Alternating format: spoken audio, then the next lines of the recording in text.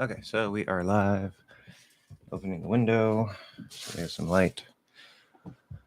Welcome, everybody. We're here once again this week. We're here every Sunday instead of Thursday from 11:30 to 1:30, answering your questions and hanging out. So, as we wait for some people to get in here, put some comments. Content. No, not content. Comments. Where am I going? Unheld for review. That's good. Okay. Things I haven't answered. Let's see. Nobody here yet that has said anything. Okay, so one very useful thing to mention. There was a recent comment on one of my videos towards the beginning of the pronunciation course, talking about the key concepts, and I was talking about the word phonetic.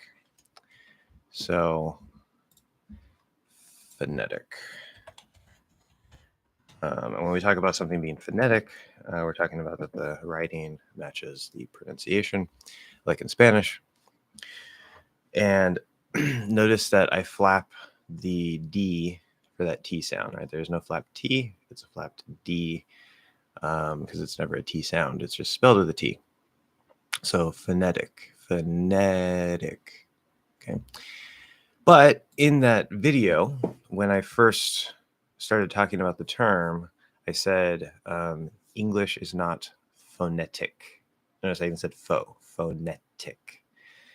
You don't necessarily have to do the O, but when we flap a D, like if it's in a word, not linking, if it's linking, I guess it'll probably happen the same, more or less, but if you have a T inside of a word that turns into a flap D because it's at the start of an unstressed syllable and there are two vowel sounds around it, it turns into a flap D. That's the basic rule. But remember that English pronunciation, American English pronunciation, is very dynamic. And so even though most of the time we will pronounce this with a flapped D, if I enunciate the full pronunciation of the word, if I am emphasizing maybe even, and I say it's not phonetic, okay? Because I wanted to highlight that word, make it very clear in that video because I'm introducing a key concept. That's the context. So that context matches me choosing to make it into a regular T instead, a weak T. So it's nice and clear. And then after that, in the same video, like 5 seconds later, I start talking about it using the flap D, and I say, if it's phonetic, it means blah, blah, blah, blah, blah.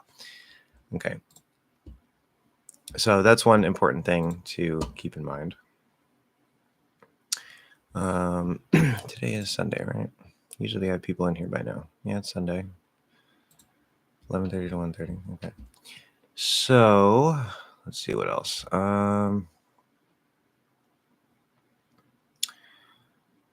Good comments. No questions. Mr. Y saying the channel is underrated. I appreciate that. I get that from time to time.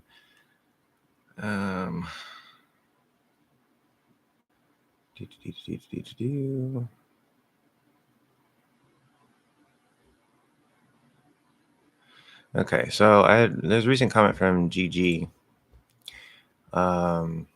Where is everybody? This is really weird. Recent comment from GG asking me to look at a video of, I guess, an Indian guy talking about how he got his American accent and this and that. And the question was, is it true that this guy is, or what this guy is saying, that exposing yourself only to American English will give you an American accent? And I had several things to say about that.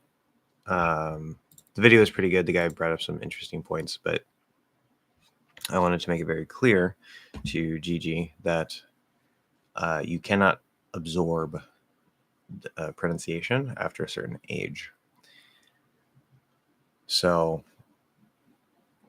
at least I don't think so. Matt versus Japan is sort of an interesting case. I don't know exactly what he did for pronunciation, but I know he fools natives regularly, and he talked about getting lots and lots of input and stuff. So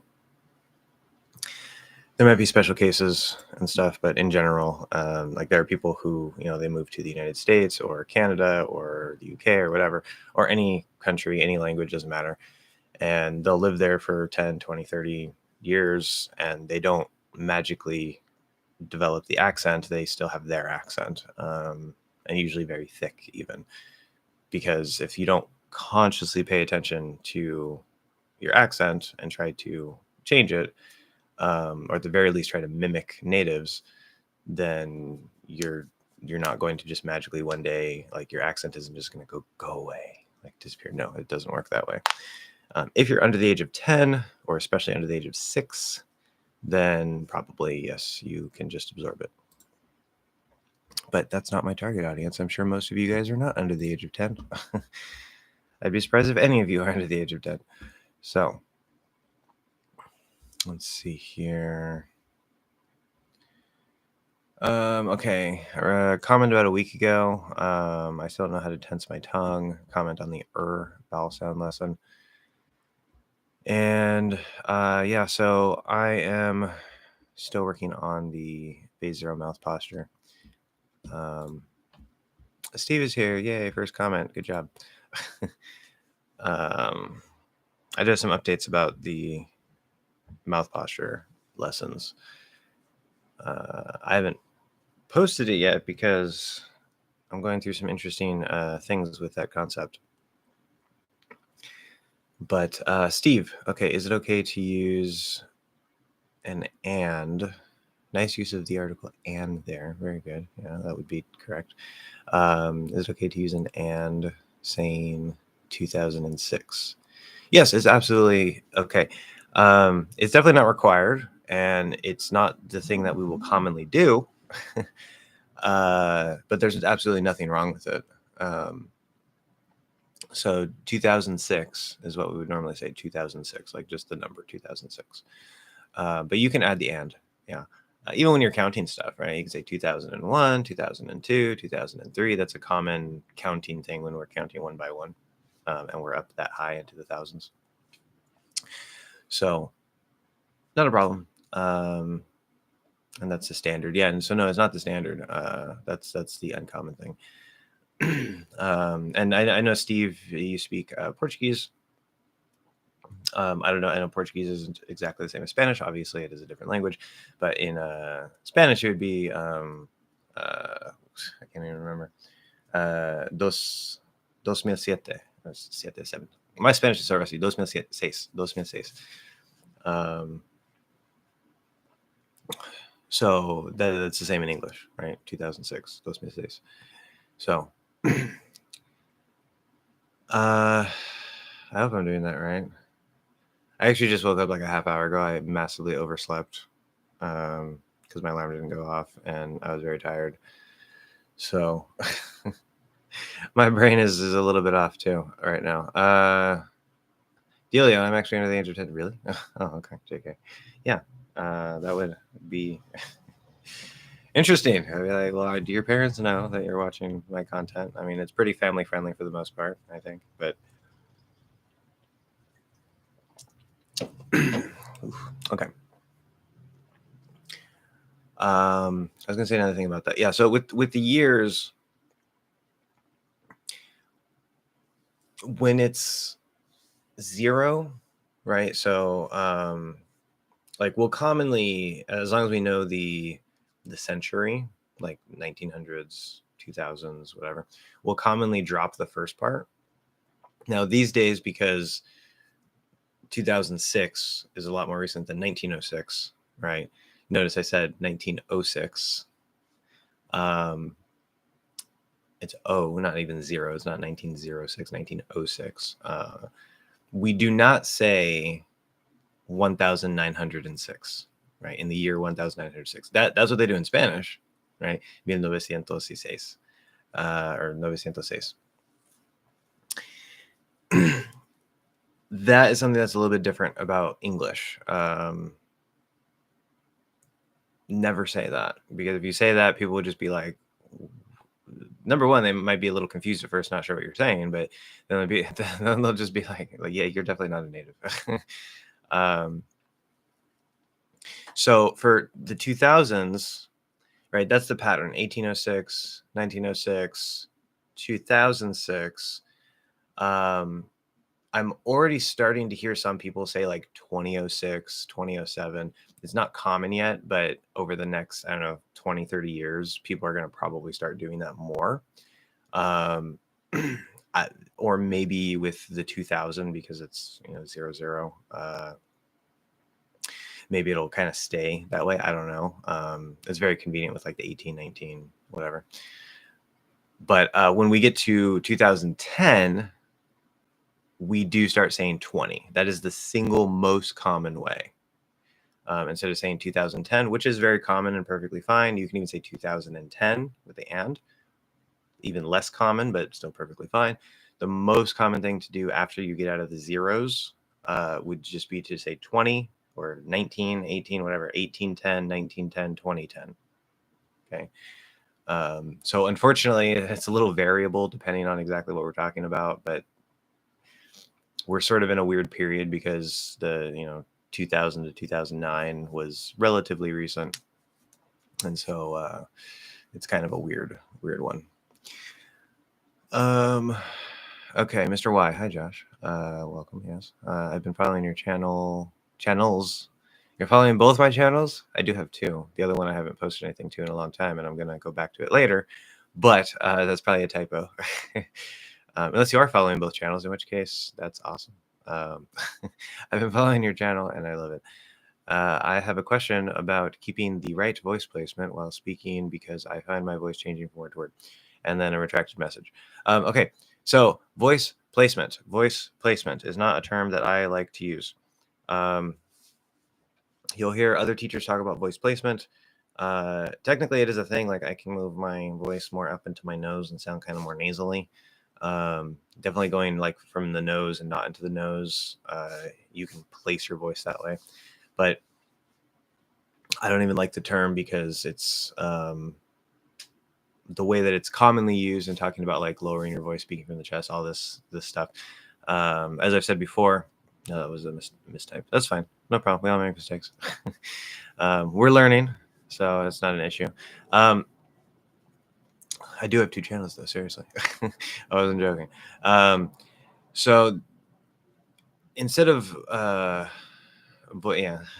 instead of voice placement, see, because you say like, okay, well, where do I place my voice? That's not a useful question, because especially since, right, a lot of these teachers that talk about voice placement, they'll say like, oh, speak from the chest. I don't speak from the chest. I speak, most of my vibration feels like it's coming from here most of the time. So this whole concept is very confusing to a lot of you. I get a lot of students that are like, yeah, this doesn't make any sense to me. Can you explain it? And I'm like, yeah, it doesn't make any sense to me either. So some of it makes some sense. I know the goal. I know what they're trying to do. They're trying to get you to sort of open up and shift things a little bit, but it's very abstract. It's very vague, because they're not actually addressing the actual mechanics. And then they tell you to relax, which when you relax, of course, you go into your native language relaxedness, which is not the same as American English relaxedness. And so it doesn't really help you. Which is why I'm making these mouth posture lessons, because it's all about mouth posture, which isn't just about the mouth. It's also the throat, it's the breath, it's the jaw, the lips, and the tongue. So it's all of this. Also the column, the back flap, that can become an issue for some people as well, especially if you speak a language like Vietnamese or maybe Mandarin. But my experience so far, not a whole lot of people have a problem with that back flap in the basic stage. So that kind of depends. Anyway, the point is that don't try to place your voice somewhere, right? Because really, to me, voice placement is kind of like, you probably don't know this word, ventriloquist. That's the person who, like, they have a puppet, right? And they make their mouth move without moving their mouth. And it looks like the puppet or the doll is talking. It's a ventriloquist. So to me, voice placement, that would be voice placement. It's like he's placing the voice over here, right? Which is a completely different thing, I know, but that makes more sense to me if we're going to use the term voice placement. It's like you're putting your voice somewhere. So I would ignore that concept. If you like it and it makes sense to you, then go ahead and use it. But I don't recommend it. What you need to do is not try to place your voice a certain way. You need to figure out how to hold your vocal tract, which includes how open your jaw is, the default position of your tongue, because many languages push the tongue farther forward in the mouth compared to American English. So you have to fix the back and get rid of that little extra tension, which you don't feel that tension because it's very relaxed and normal to you. You have to get rid of that tension. That's going to help lower things down, because if your tongue is pushed forward, it pulls this up. If it's not pushed forward, it pulls it back down a little bit. If you speak a language like German, for example, I'm working with a German speaker, and he noticed that his throat is kind of pulled in a little bit more. It's a little tighter in German. And that's going to cause problems. If you want to sound 100% perfect. If you don't want to sound 100% perfect, you don't have to get every little detail. But if your goal is to sound as close to a native as possible, then you need to pay attention to all these little details. Apparently Jonathan Shamala is waiting or something. We got a gift or GIF. I guess it's not even a GIF. I don't know why it's doing that. Are you posting an image, or is that just not loading? I don't know if that's a YouTube thing, or if you're, I didn't know you could do that image. It's an interesting image. Yeah. Okay. So moving on. Point is, watch the mouth posture lessons that I'm making right now. I'm still exploring it, and that'll teach you how to hold your vocal tract so that you can sound American. It's not about placing your voice. Okay, Jonathan, Just, you speak Spanish? Yes, sí, hablo español. Aunque estoy muy fuera de práctica, sí hablo español. It's loading. It's actually loading, because, yeah, it's okay. Interesting.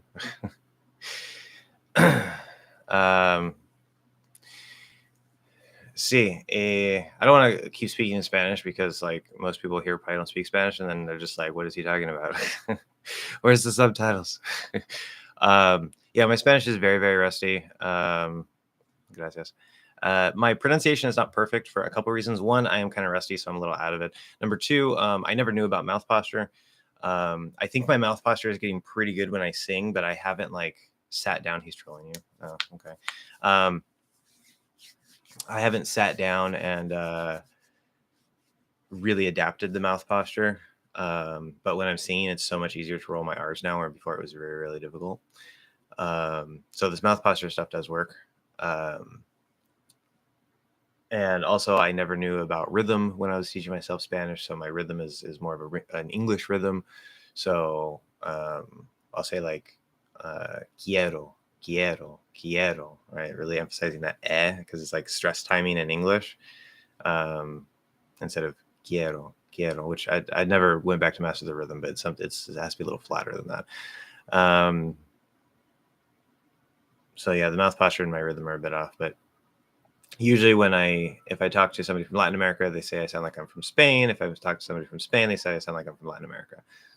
So it's close enough that people aren't quite sure what's wrong, but I do speak Spanish.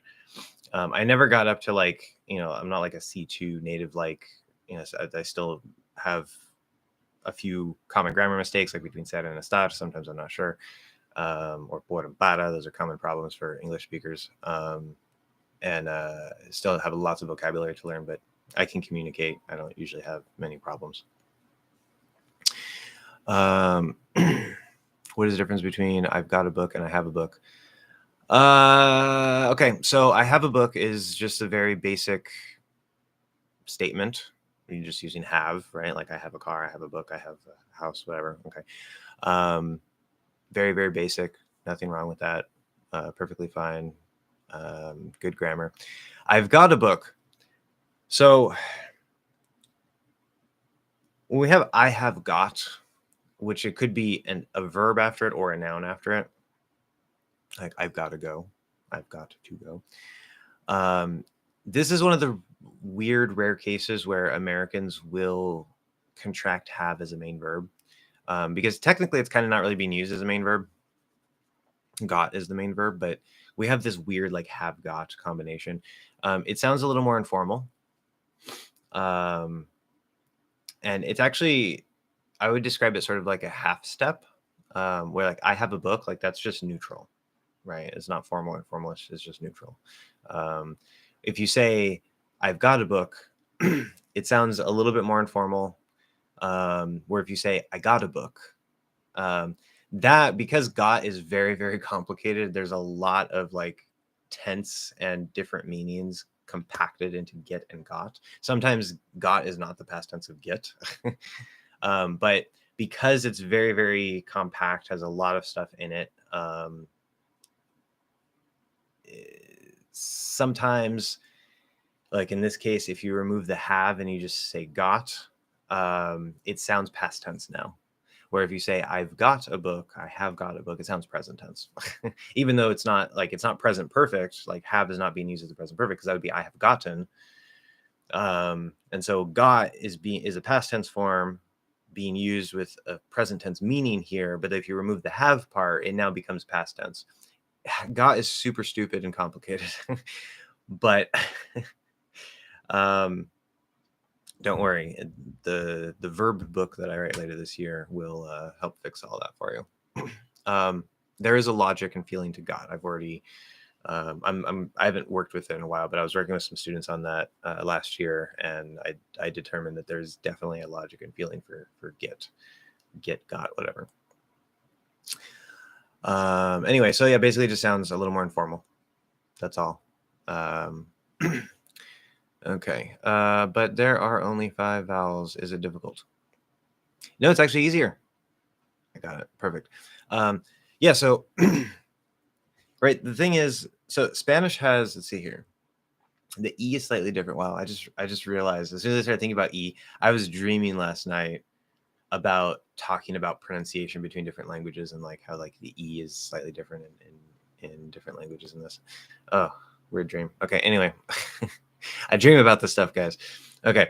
So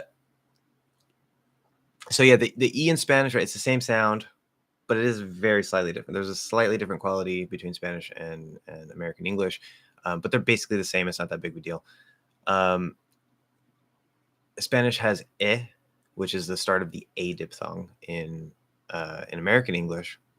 Just the start. We don't usually use that outside of the diphthong. There are cases where it can happen, but usually we don't use that outside of the diphthong. So that is a little weird for us because we have to isolate that sound, even though technically we know how to make it, and we'll hear it as eh, like the actual third vowel in the vowel chart in American English, like bed. We don't say bid, bid. That immediately gives me an accent if I try to go to the start of a. But so we hear it as eh, and it wasn't until later I was like, oh, it's actually not eh, it's eh. You have a, which does not exist in American English. I think it might be the start of I and ow in the IPA symbol, but the exact placement is a little different. But it doesn't exist in English as an individual vowel sound. We have a and ah. And then you have o and u, which, especially the u, it's almost the same, except there's a little bit, obviously, different mouth posture, a little bit of different placement of the sound. And the lips round around in American English. That's the biggest difference. And so there's little things here and there, but there's not necessarily like a whole lot of new things in terms of vowels in Spanish. And so it's relatively easy to adapt to. Now, if you go the other way, if you're a Spanish speaker learning English, you now have many vowels to learn. And a lot of them don't exist in your language. And so you're just like, I don't even hear the difference between E and I, right? So only having 5 vowel sounds is a lot easier. In fact, when I started to explore the mouth posture stuff and I was playing with it in Spanish, one of the original ideas I had was because I was singing with music as I was like driving and stuff, which general note, if you're working on mouth posture, don't be driving, because you need to sit down and concentrate. And if you're just playing with things and you're not like super focused, you're just kind of like getting some extra practice in, then it's okay as long as you can still focus on driving. I do not recommend that you do anything other than focus on driving, but you know, you're gonna do whatever you want to do, so that's fine. Just so I don't get sued, right? I did not tell you to do anything except drive when you're driving. Focus on the road. But what I do, since I can sing and drive at the same time, is I was playing a bit with the posture in Spanish, and one of my original ideas was like, oh, well, there's only the 5 vowels. I mean, you have some diphthong combinations and stuff, but there's only the 5 vowels. And so you can, as you're going through the music, you can kind of like remember, oh, okay, yeah, so this is here, this is here, this is here, and like try to tie it all into the posture. I do have a bit of talent, apparently, which I never like to admit, because if you asked me 5 years ago, I would say, no, I'm not talented at anything, but apparently I am. So that helps. But because there are only 5 vowels, it's kind of easier to start tying everything together, especially when I'm already very familiar with playing with my tongue and stuff. Where if you have very little experience playing with your tongue and you don't even really know much about what mouth posture is, and then you're going from a language like Spanish that has 5 vowel sounds to a language like American English, which has at least 10 vowel sounds, depending on the exact subdialect you're looking at, or the sub neutral dialect, because there's several neutral dialects, or not dialects, accents. Then you have a lot more to handle and a lot more to keep track of. And so I realized that it's kind of impractical, like even for me, like being talented and having the experience, if I were a native Spanish speaker doing this with English, I would not be able to keep track of everything like that. Like it's too much. So depending on what language you're going into and how much experience you already have being aware of your tongue and playing with things, it can be relatively easy to start adjusting into a new posture. But if you're going the other way where you have a lot more sounds, it's going to be a lot harder, regardless of your experience. Timur Kamilov, probably said that really horribly. Sorry. Welcome. How to pronounce TH after N, L, T, and D? Okay. I have several lessons on the TH. I don't know if I have a dedicated TH linking lesson. If I don't, I guess I should make that. That would be a useful lesson. But I talked a bit about like how TH goes into, oh no, that's N into TH. So there's not necessarily one right answer. I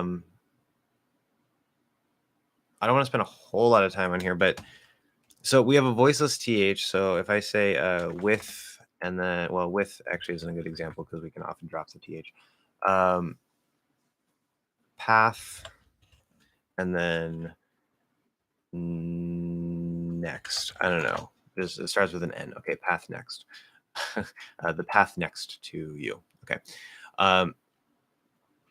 If you fully enunciate, right? Path next. Path next. Path next. If you're fully enunciating, you're probably going to do the TH. And I've talked about how to make the TH. You don't just stick it through the tongue. That's how most people teach you. That's one way to do it that we don't usually do because it takes too much time. Usually we'll go right behind the teeth if we're enunciating it. But anyway, if you're really enunciating, really emphasizing, we might stick it through the teeth. There's no problem with that, but you don't have to do that. So if you go and then I just kind of drag the tongue along into the end position, which is up here behind the teeth. Or you could actually do a dental N here and just kind of close it there. It's like the path, path, path, path. And so this is your teeth, top of your mouth, path. And you just kind of flatten the tongue a bit and it'll be fine. The path next to you, path next. If it's a voiced, I don't know. There are relatively few words that end with voiced TH. Breathe nasally. Breathe. It's exactly the same thing, except you have to add the voice to the TH. Now there's the dental T and D variation of the TH sounds, which only are a replacement for the TH. If you don't know about that, look them up on my channel, type in like English Hacks Dental T or Dental D, whatever, you'll find it. It talks about the full range of how to pronounce the TH sound. But anyway, if you do, for example, path, but you say path with a dental T, which is perfectly natural and common, not informal at all. Path next, path next, path next. You're actually probably going to, it's not supposed to stop necessarily. And we're not actually saying like path next, right? But path next, path next, path next. Because it is completely closing like this, the T, it closes like this, but it kind of pushes the air out like that. This one, because it closes flatter, it can sound a little bit more like it's stopping, even if it's not. Path next, path next. So you can do that too, path next. And then there's not even a th, it's th, path. But you're not going to push out the th, you're going to release the n instead, path next. If it's voiced, it's going to be the same thing, except you're going to have the voice for the D. So breathe nasally, breathe nasally, breathe nasally, breathe nasally. You can really hear that it doesn't stop at the D. It's harder to hear with the T because there's no voice there, but breathe nasally. I just let the air redirect into the nose. So that right there, just from TH going into N, whether voiced or voiceless, we already have two options there. Because that's how the TH is. The TH has a lot of variation because we have a normal TH, voiced and voiceless, and then we have the dental TD replacement, which is a very common thing. Going into L really quick, if I say path last, path last, path fl. So you kind of have to figure out how to hold your tongue and stuff. If I'm going to be doing with the mouth posture lessons, this is going to be coming a little while later because I'm working on the basics right now. But phase 3 is going to start building the sounds from the center of gravity. And so after we get the basic sounds, you'll know exactly like how to place your tongue for all these different sounds. And then we're going to start going into like syllables and words and flowing between sounds. And so we're going to talk about how, like, say if we're going from like a TH to an L, you'll know how to do the TH based on the center of gravity. You'll know how to do the L based on the center of gravity. And then we'll focus on like, okay, if we're going from the TH to the L, how do we transition while still maintaining that center of gravity? And it's going to take some work, but everything's going to kind of make a lot more sense, I think. But I don't have that content yet. So my standard normal advice, right? If you're trying to go from one sound to another sound and you have difficulty, slow it down. Make sure you can produce the first sound really well. Make sure you can produce the second sound really well. And then focus on the transition between them. Feel your tongue and how it's moving between them. And if it doesn't sound the way it's supposed to sound, you're doing something wrong. So you have to pay very close attention, try to make a little change with something, right? In this case, it would be the front of your tongue. Make a little change with something in order to make it sound better, make it sound closer. Getting feedback helps for that. But at the end of the day, you have to go and feel your tongue, make little changes, go slow. Very, very useful, very big tip. Go slow as you can. And I don't mean like in the process. I mean like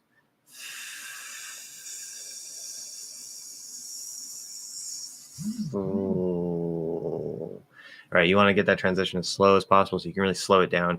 Your brain has more time to analyze what's going on. You can make little changes along the way if you need to. Super powerful technique.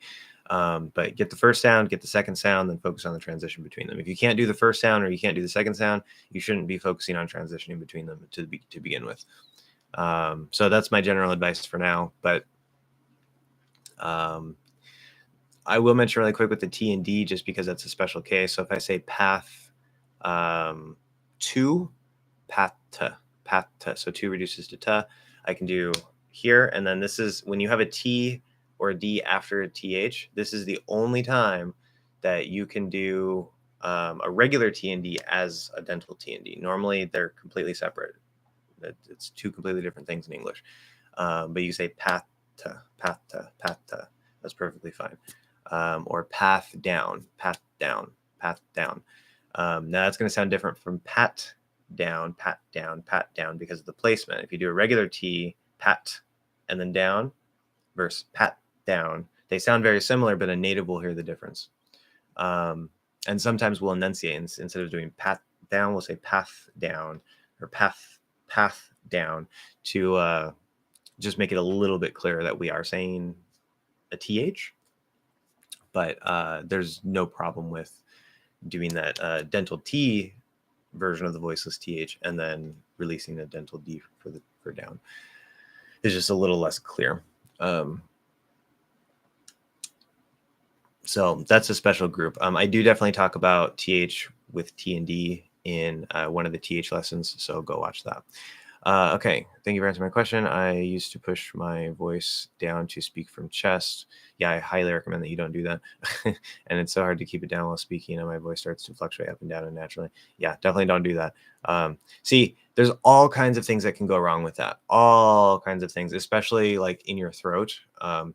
But even, let's say nothing goes wrong with your throat. If you're speaking down here from your chest, okay, so immediately, like, I'm a little louder. I'm trying to sort of project a bit. I might have a little bit of a deeper tone or deeper sound. And that's okay. Like if I were giving a speech, that would sound perfectly natural. If I were talking to a friend, that would not sound natural at all. So number one, maybe it's good advice for a speech. But number two, a lot of people, in my experience, when they come to me and they're like, how do I move my voice? And all this stuff, they end up getting the throat involved in a weird way. And so instead of just trying to move their voice down here and kind of project a bit, which there's a projection hack for your breath that is useful. But they'll end up kind of like doing something weird with their throat, where now their throat is like pulled in or maybe pushed out, or kind of their voice gets shifted down like this because they're trying to move everything down here. And so now they speak this really deep way. Or as you said, like you can't hold it. And so you kind of are just going like back up and down and all this stuff. This is one of the exact reasons why I don't like the concept. And I don't agree with this angle. It works for some people. That's fine. But if you come to me, I'm going to say completely ignore the entire concept of voice placement, ignore the concept of speaking from your chest. I think for most people, it's more confusing than not. So, okay. Now, as I mentioned briefly, again, if you speak from your nose, I think the term placement might become a little bit more useful, because that does actually feel sort of like a shift. If I go up into my nose here, it's like I'm really trying to speak from here, moving everything up. That makes sense to me. But like from this, like going from here to here, like even I saw Rachel's English video where she was talking about it, and she was doing an example sentence. And she said like, okay, she said the same sentence, but she's like, okay, from the chest, from the throat, from the nose, or is like, you know, like throat or chest, and then like sort of higher, like throat up into the mouth, whatever, and then the nose. And when she did the throat to the middle one, like there was pretty much no difference. Like even me listening very, very, very closely, there was pretty much no difference in terms of like the voice quality. And then when she went up into the nose, there was a very big noticeable difference. So yeah, I don't know. I know she has a music background, and that is part of what's informing all of this, I'm sure. And there is some truth to it. Like all this stuff, as I said, there's some useful things, but overall, I just think it's a confusing concept and not particularly useful. How do you say, oh, welcome, Wendell. How do you say talk to the woman, the owner's house, versus talk to the woman owner of the house? Okay, if you say talk to the woman, the owner's house, that is just nonsense. That doesn't make any sense. Well, you're saying talk to the woman, talk to the owner's house. Like, that's the only way that could maybe make sense, is if you're actually trying to say talk twice to two different objects, talk to the woman and talk to the owner's house. in which case you're talking to a woman and then you're talking to a house. It just doesn't make any sense at all, even if we were to do that, but there is no second talk there. And so it's basically just a string of words. You have two objects there. Like if I say, I like cats, dogs. If you put an and between it, it would make more sense. I like cats and dogs, but yeah, it just doesn't make any sense. Talk to the woman owner of the house. So if you say the woman owner of the house, that means that it sounds like there's more than one owner. Probably, I would assume a male owner and a female owner. Maybe they're married or whatever. They both own the house. Okay. And you're telling this person to talk specifically to the owner who is a woman, not the man. It sounds, I mean, it's perfectly grammatically correct in that the right, talk to the woman owner of the house, but it does sound a little bit weird. Number one, why are you specifying that it's specifically a woman? And if we were to try to specify that, we would actually probably say female instead of woman.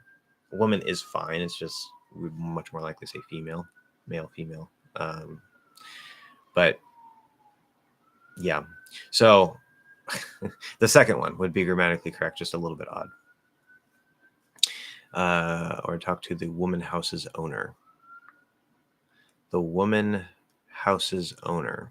Yeah, so we're having trouble with some possessives here, which is understandable. Talk to the woman house's owner. What is that? What would that even mean, if anything?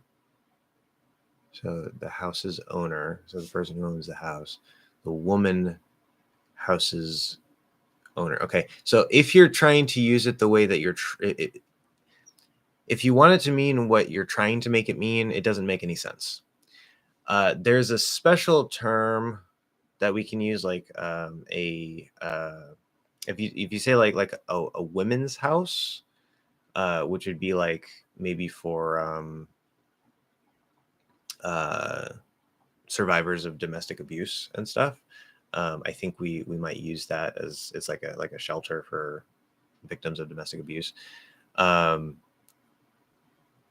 it could make a little more sense because it's the person who owns that shelter house for victims of that. But the way that you're trying to use it with the meaning that you're intending, which is like the owner of the house who is a woman, it doesn't make any sense. It's not grammatically correct. I see a lot of strange translations of song lyrics because the word how did the YouTube filter not catch that? Of all the things for it to catch, it catches so many things that are perfectly fine, and then it doesn't catch that. Okay. Which has a translation in Portuguese, but isn't as common as in English. Interesting, like, okay.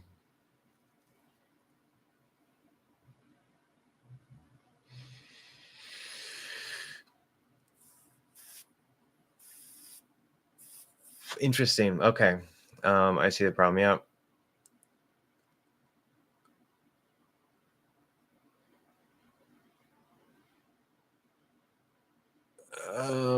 Yeah, so we obviously the root meaning of the word is a negative term toward a female. It actually is still the technical term to refer to a female dog. That's what it means. Obviously, if you use that term to refer to a human, it's very rude and offensive, but it is actually the term for a female dog. So if it's a dog and it's a female and you use that word, it's not offensive. It'll still sound offensive because it's a curse word. Like we don't like the sound of it because it sounds like a bad word.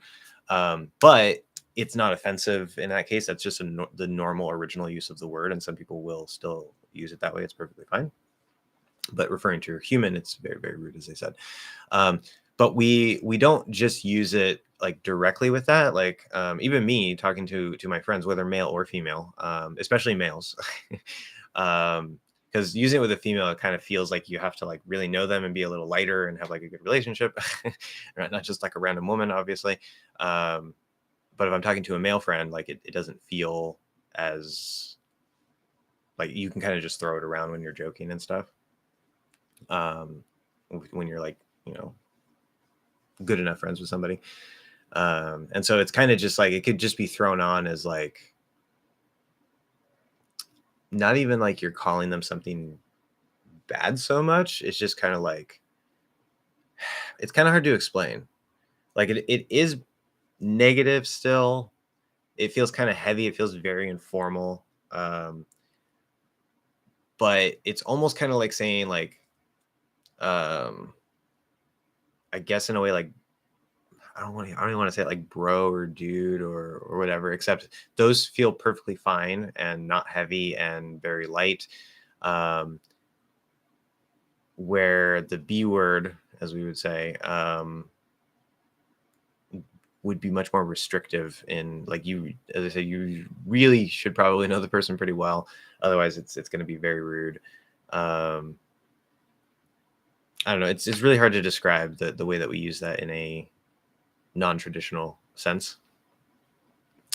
But yeah, in Spanish, that would, and I've seen that before too, where they'll use that, the P word, so the B word, right? I don't know if if that's adopted from English, and if they originally have a different term, but I have heard that used in that type of context before with that meaning. That's how we would translate it in English. So it does exist, yes. But yeah, a lot of song lyrics that are in rap and probably also hip hop are going to be using that word like in a bunch of different contexts, a bunch of like slightly different ways. But it never sounds nice. Right? Keep that in mind. It is an offensive word in general. Great feedback. You're welcome. Daniel Gennady Lucas. Hello there. Welcome. Let me know if you have any questions. Just working my way through the list here. So sorry, it took me a second to acknowledge you. Same thing with Zen's SDV. Hello, watching from Thailand. Oh, very nice. Thailand. Never been to Thailand. Want to go to Thailand someday, maybe eventually. I had a student at one point several years ago who was from Thailand. She was actually living in the States, working on like her medical stuff. I don't know if it was like, I forget exactly what it was. It was something in the medical field. And she was in Chicago. That's where she was studying. And she was doing, she had an opportunity to travel for like a week. And she wanted to come to California. I'm in San Diego. So she actually came to San Diego. And I didn't see her very much, but we did meet up for like a couple hours, and she gave me a little like souvenir from Thailand. That was really cool. But I love Thai food. Thai food is awesome. Of course, it's here in America. You know, who knows how actual Thai it is. It's not fast food or anything. It's like they're actual Thai restaurants, but I'm sure in Thailand it might be a little bit different. And I love Thai tea. Thai tea is so good. Yes. But anyway, welcome. Feel free to ask questions if you have any. Glad you're here. Fernando. Every time I see Fernando, like the name, I want to go into Portuguese because that was one of the first words that I started playing with a nasal, like Fernando, or what, I can't remember her name. Paula Fernandes or whatever. I can't even say her name anymore.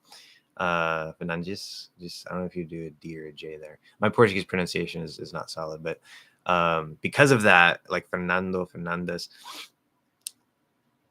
I kept trying to do the nasal. And so now when I see it in Spanish, I'm like, no, don't do the nasal. So if I sometimes do a nasal when I say your name, I'm sorry. I know it doesn't exist in Spanish. It's really important to get rid of your native accent. I have a decent pronunciation, but my Spanish accent is so strong. So if you're someone who would make fun of me. Okay, good question. Very, very, very good question. Very good question. I cannot emphasize how good of a question that is. So this is a common fear, right? Is it important to get rid of your native accent? Absolutely not. You do not have to do that at all. As long as you can be understood, right? That's the main goal. You're communicating, you're expressing yourself. And if the way that you are trying to pronounce things, particularly the sounds, but it could also have to do with the rhythm or the stress or whatever, but the sounds are usually the biggest problem. If you're trying to say, simple example, I'm hungry, and you say I'm hungry, but people can't understand you, then you're not communicating, you're not expressing yourself. And so your attempt to let people know that you are hungry is failing because of your pronunciation. That is a problem that you need to get rid of. Do you have to completely remove your accent? No. There are plenty of people who speak with thick accents. I do strongly recommend that you try to get, if you have a very thick accent, you try to reduce it at least a little bit, because it depends a little bit on the language, but most people speaking with a very, very thick accent, we have to use extra brain resources to really focus on what they're saying and follow with it, especially if they have like a good flow, like they're, maybe their grammar isn't perfect, but they speak English, right? Like it's good. It's just their accent is really thick. So we have to keep up with the flow of their speech, but everything is like slightly off, or some things are really off. And so it's kind of annoying, because, and I mean, this might be the same, in your native language. Like if I were to speak Spanish and I say, oh, quiero ir a la playa, me gusta la cerveza, things like that. It's probably not as difficult because there aren't as many vowel sounds. And like, you're probably used to hearing instead of if you hear it's like, okay, yeah, he's just, an English speaker. Probably not the best example, but, you get the point. Like if there's a really thick accent and they're speaking really fast in your language, it's harder to follow them. And so you're actually making it more difficult, not just to communicate what you're trying to say, but you're making it inconvenient and uncomfortable for the person listening to you. And then people aren't going to want to listen to you. Right. And that's not a place you want to be. So that's for thick accents. I do strongly, you don't have to, but I do very strongly recommend that if you have a thick accent, you try to reduce that. Do you have to get rid of it and sound like a native? Absolutely not. You do not. It is in no way required. That is a specific individual goal that if you like how an accent sounds and you want to sound like that really, really bad, just because you really like it and like, this is my goal, I want to sound this way and blend in with natives because that's what you want to do, then you can go for that. It's a lot of work, but you can go for that.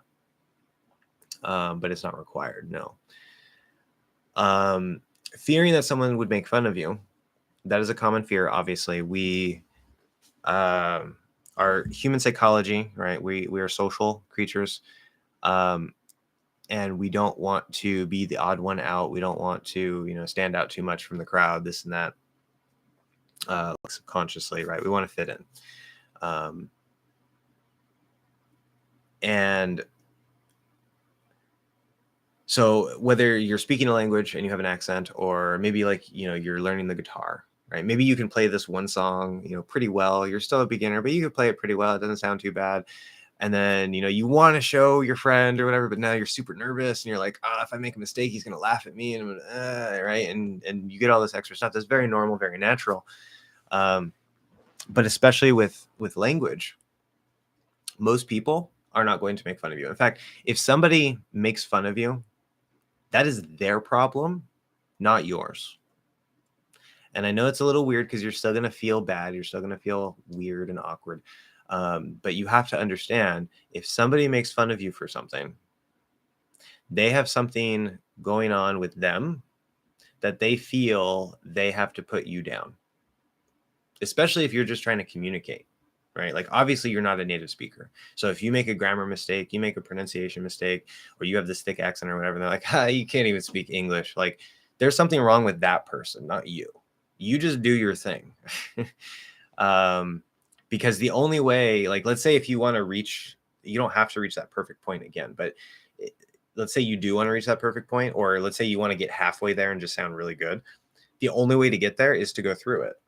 You can't go over it. You can't go around it. You have to go through it. And so if you run into people who make fun of you, you have to just ignore it. You have to get some tougher skin, right? Nobody seems to have very tough skin these days. And that's something that I actually struggled with in the past as well. Like nobody wants to make mistakes. I don't want to make mistakes. But you have to make mistakes, and you have to put yourself out there. So it is what it is, right? Don't hide because of some stupid thing that might not even happen, that doesn't even affect you. Somebody making fun of you doesn't, I mean, it might affect you emotionally, but it doesn't really do anything to you. Like, you're not going to die because you have a thick accent, right? You're perfectly fine. You're okay. You're safe. So yeah, just keep practicing. You'll get more comfortable, and try to reduce your accent a little bit. If you say you have a decent pronunciation, then if you notice that people sometimes have difficulty understanding you, try to identify maybe key sounds or key things, like maybe the stress pattern, just key features of pronunciation that are really giving you the most communication problems, and work on those and just try to smooth those out and reduce that. And then you won't really have that problem anymore, and you're less likely to have somebody make fun of you, which, again, most people aren't going to make fun of you anyway, especially here in the United States, because, well, I don't want to go into the whole political stuff, but in general, right, traditionally, we're a very mixed cultural country. It is, yes, largely white. It has been largely white, which is going to change. But obviously lots of different European backgrounds, land of opportunity, blah, blah, blah. There's people from all over the world always coming here. So we're used to hearing accents. Most of us are used to hearing accents, especially if we're here in San Diego, or Southern California in general, right next to the border. Like, literally the border is like a 5-minute drive from here.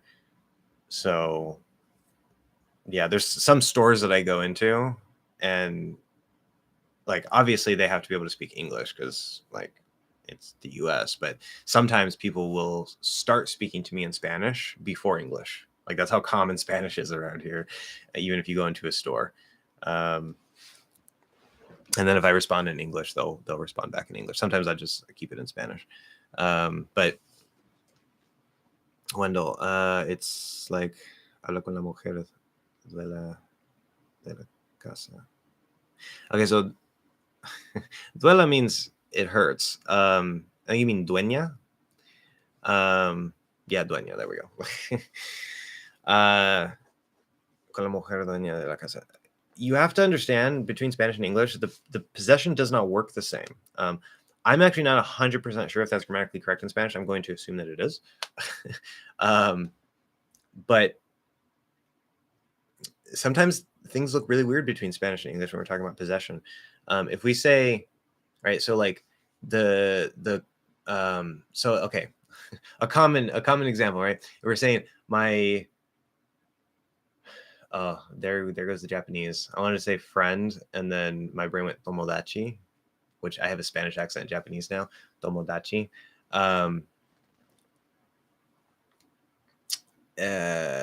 Amigo. There we go. Japanese came to my mind first. That happens sometimes. Okay, so if I say like my friend's car, right? So it's a car that belongs to the friend of my friend, right? That's the other way to say it. So we use the apostrophe S to look at it one way. We'll look at the of to look at it the other way. That's one trick that we do. And if you go in Spanish, right, they just have the de, just the of. There is no apostrophe S. There is no whatever. So it would be el carro, right, the car. That was a horrible R. I'm using American English posture because I don't care right now. My posture isn't solidified in my speech. So el carro del amigo de mi amigo, right? So you get de, of. The car of, literally the car of the friend of my friend. Well, we wouldn't quite say it that way in English. The car of my friend's friend, you could say that as well. Use both of them, of and the apostrophe S. The car of, yeah, the friend of my friend, I guess. Yeah. That sounds kind of weird. See, we wouldn't usually do it that way. Say my friend's car, or the car of my friend's friend. So we have different ways. We can mix them. We can go one way. We can go the other way. But Spanish isn't as flexible. And this is because English is a Germanic language. It is a Germanic language. Spanish is a Romance language, meaning that it came originally from Latin, which is spoken in the Roman Empire. So it's a Roman language. English has a completely different history. Before the 1100s, it was purely, well, I don't know if I say purely, I'm not an actual linguistic historian, but as far as I know, before the 1100s, it was much more Germanic, much closer to German, how German still is today. German also has been influenced a lot by Latin and French, but not as much. They still keep a lot of the Germanic words, the Germanic grammar. But after 1100, because of political things between like England and France and the nobles, and it's like France ruled England for a certain period and all this stuff, is very, very complicated history. French had a huge impact on English. 60% of our vocabulary is of Latin and or French origin. So we speak more with Latin-based words than Germanic-based words. But the grammar is still largely Germanic. Now, we, like this case with the apostrophe S or of, this is a case where we have both, where we have that Latin or French influence, but we also have the original Germanic structure. And both of them coexist in modern English, and we can use either one. Depending on the exact context and the exact case, and sometimes things might be a little confusing on the context. Based on the context, we might use one, we might use the other, it might not matter. So those are little contextual individual differences that are a little harder to explain, and you kind of just have to get used to. But overall, the major concepts, in German, there's a case. If you don't know what grammatical cases are, don't worry. It basically is just like, for example, the noun will have one form if it's a subject. So like Tom, like he, or the man walks to the store. If I say the man as the subject, the man walks, it's going to look one way. Where if I say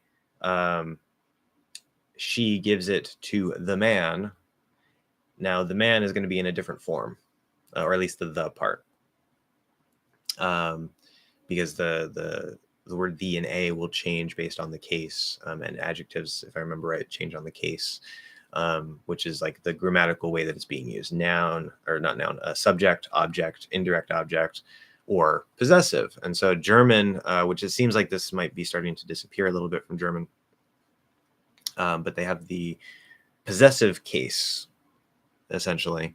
I think it's called something else. Can't remember right now. I think it starts with a G. Anyway, it doesn't matter. But they'll usually add an S, or maybe like an ES. I'm not 100% on German grammar because I never mastered it. But there's this sort of S ending. So if we say like the man's car, I think it's like, I don't even remember the word car in German, but like, I'm just going to say car, des Car, or no, der Car des Mannes or something like that. I forget exactly how the structure goes, but it'll change things because we're trying to show that possession.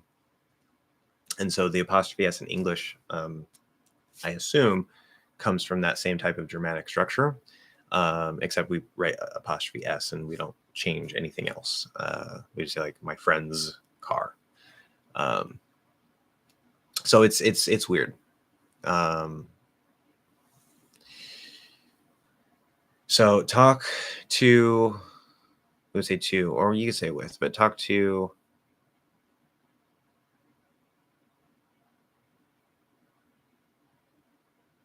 Probably the way that this would be translated is talk to the woman who owns the house. Talk to the woman who owns the house. So literally, habla con la mujer quien. What does they own? Do I know that? I'm pretty sure I know that. My Spanish is so rusty. I need to speak more. I've reached that point where my speaking skills are starting to diminish, unfortunately, because I don't use it enough. Anyway, it doesn't matter. You get the point. Your feedback helps a lot. My native language is Arabic. Oh, very nice. Very cool. Arabic is on my long list. I have a short list and a long list. My short list is my main 6 or so languages that I definitely want to make sure I learn.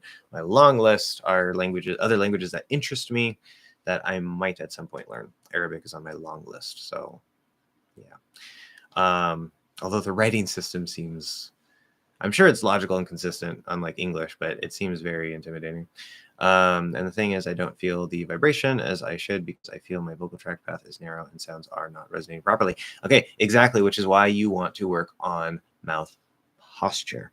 Mouth posture, because we talk about resetting the throat, opening it up, getting rid of the tension, and then building back the little bit of tension that you need for American English. We reset it first. If you have not seen my lesson on phase 1, which is going to be changing a bit, which I need to update you guys a little bit on that as well. I'm going through some technical difficulties of the fact that I think I started trying to create these videos too soon because the more that I go, the more I realize, yeah, okay, this needs to be rearranged. This needs to be so. I was going to do a poll. I'll probably still do the poll, asking you guys, like, do you want me to do the first version, like just make the videos for the first version and throw it out there, and then do a second version later with how I think it would be even better, so that way like you have something to work with, and then you can like give me feedback on if the second version is better or not, or if you want me to just hold off since I've only done the one video and just kind of like restart it, because there's a lot of moving pieces, and the more I talk to different people and the more I see the problems that they have, common problems, individual problems, different issues between the throat, the tongue, all this stuff, the more I'm seeing like, oh, okay, so it'd be better if this were over here and this were over here. And like, I'm trying to optimize like the order of what we tackle when and all this stuff. So yeah, I don't know. But point there, mouth posture. Go watch the phase 1 lesson. First part is about the jaw, but then it also talk about with the breath in the throat. And I've come up with a bit more for the throat. In fact, I'll give you a little secret here. So what you want to do with your throat, because if you can't really feel your throat, which you probably can't, maybe you can, but especially if you can't feel your throat, you want to do 4 directions. And it's going to be really weird at first, but you want to try to go from like wherever you are normally, and then try to like push your throat out, right? So like, it doesn't matter what sound you make. We're not trying to make a particular sound. You just focus on the throat.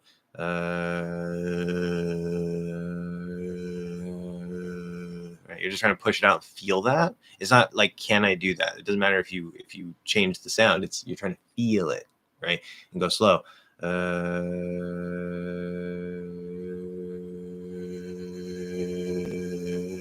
Maybe all the way back from there. Take a deep breath. Go really, really slow and try to feel what it feels like to try to push that throat out. If you can't, okay, well, that's something to work on, because you just can't right now. You're not consciously aware of those little muscles and how to move them. Look at my ear here. See, look at this. I can move it. It's not very much. I can do the other one too. I kind of can't do them independently. I was not born being able to do that. You have little muscles around your ear. And I saw that on TV when I was 10. There was somebody moving their ears, and I was like, oh, I want to do that. And so I spent a couple months just straining, trying to move the muscles that I didn't even know if there were muscles there, but I was just focusing there and trying to move the muscles, trying to move the muscles, trying to move the muscles. And eventually my ears started moving. And they never atrophied, meaning the muscle didn't go away. And so I can't do it as well as I used to be able to, but I can move my ears, right? Because there's muscles there. So you can learn to do that too if you want to move your ears.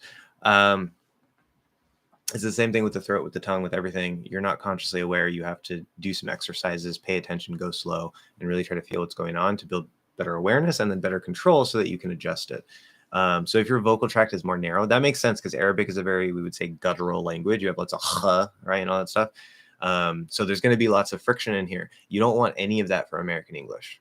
In fact, you want the exact opposite. Now, I'm not saying push it out, because we don't speak English like this. Okay. Just because yours is pulled in doesn't mean you want to push it out. It's not about pushing. It's about removing the tension of the way you're holding your vocal tract, the tongue, the throat, everything. And then, so you're resetting it to 0, even going all the way back what feels past what feels relaxed to you, all the way to like 0, close to 0 tension as you can get. And then you start building in just a little bit of tension that you need for American English, because we just have a little tiny bit there. And then, yeah, if you can't do, for example, right, which you can breathe out, but that's a sound in English. It's an H. It's just, it's always colored by the vowel after it. So he, hi, how, who, right? Who. So it's basically like a voiceless E, voiceless oo, voiceless whatever, followed by the voiced version. But that's an H. So we need it really, really open. Anyway, yeah, even with English vowels, I understood what you said. Okay, good. How do you say you don't even have to really quickly? Okay, more about probably about the nasal, right? Well, here, so it's in order to keep a nice good flow. Of course, we have NT plus vowel. That will very commonly happen, even in fast speech. You don't even, right? You don't even have to. At that speed or a little bit slower or even faster, especially if we try to go faster, the only way to really go faster is to drop the N and make the O nasal, right? You don't even, and in fact, we're actually probably going to drop the D too. Believe it or not. We'll go towards the D, but we won't actually hit it. You don't even. Now, if you do it slowly, it's like, what is that? If you do it quickly, no D, no N. Well, I guess you don't even. Yeah, the N is still there, actually. Hold on. What are we doing here? You don't even. Okay, so there's variation. Yeah. You drop the D, keep the N, link the N, but don't make the O nasal. So it'd be own even, you own even, you own even, you own even. You can, that's really, really fast speech. You can keep the D or drop the D. And we'll just say drop the D. You drop the D, make the O nasal, drop the N. So just having that nasal O there, you don't even. Again, really fast speech, really, really fast speech. This does not apply to normal speed. And that's the question, right? Really quickly. So if everybody, this is a special case. It's very weird things. Really fast speech is a special little world where a lot of things break. The good news is most people don't usually speak that fast, but it does happen. We'll jump into it, and stuff. Some people do regularly speak that fast, and it can be a little hard to understand them. But anyway, that would be that. I assume we're focused on the don't and even. That's why I was emphasizing that. When you say difficult around, would you ever link the two words with a weak D, or does it always have to be a T? Difficult around. I'm trying to think of a sentence where I would put that in.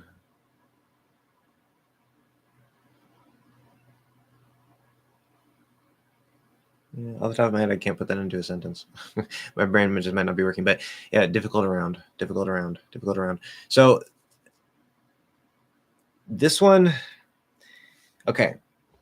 We know that if you have a T or a D at the end of a word, and it would link to a vowel, it wants to flap.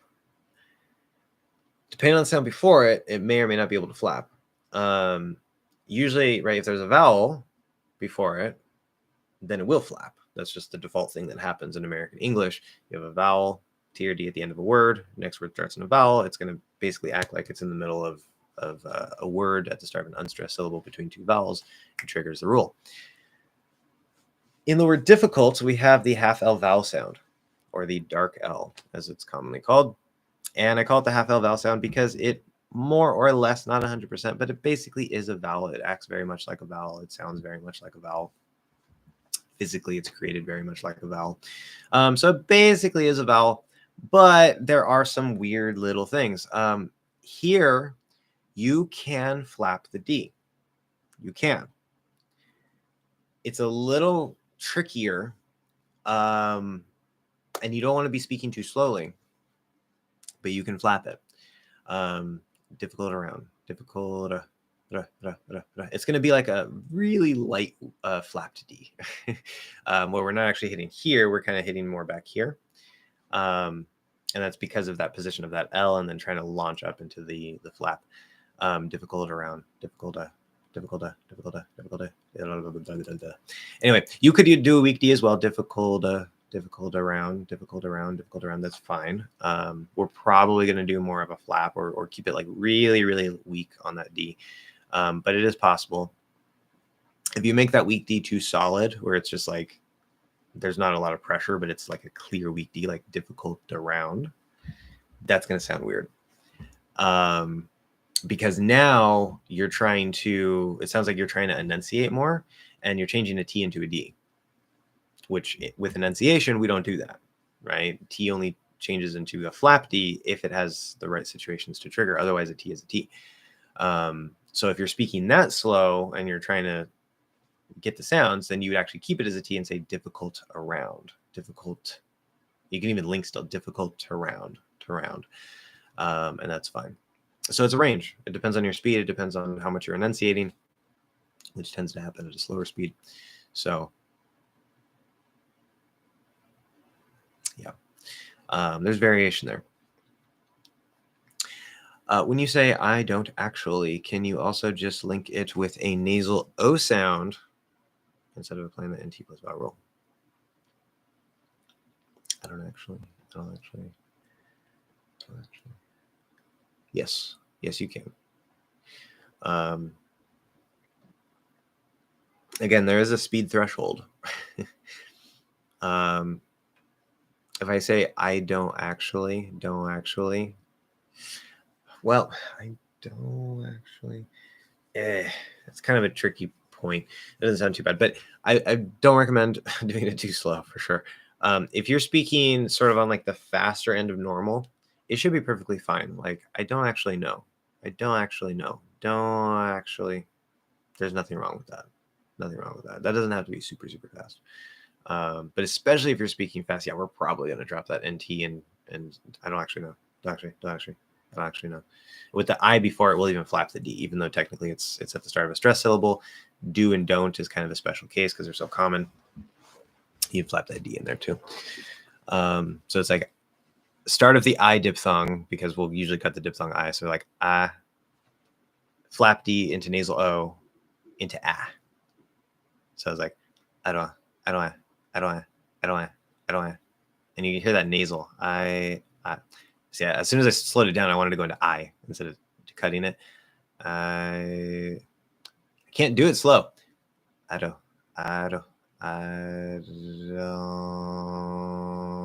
If you don't do the nasal, can I do that? I don't actually. Now it sounds like you have a cold or like a stuffy nose. This is the interesting thing, right? Because if I'm, I don't know if I can do that. How do I do that? Oh yeah, that's right. There's a little trick, party trick. Okay. No, come on, stay.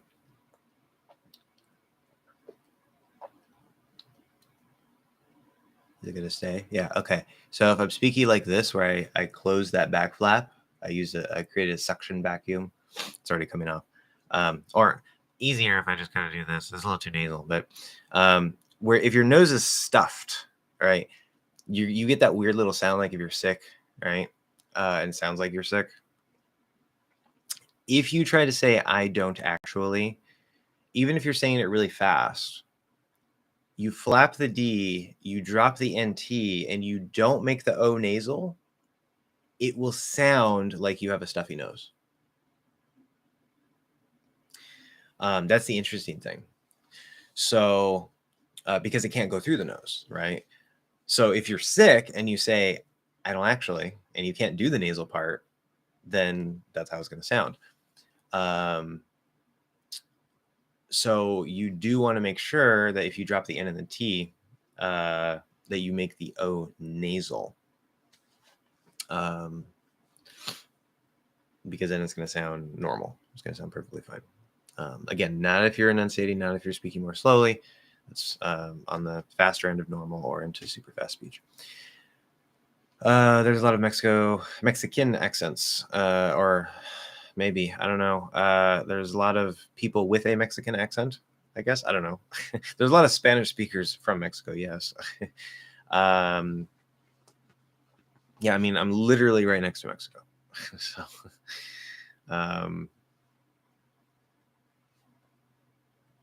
anyway, yes.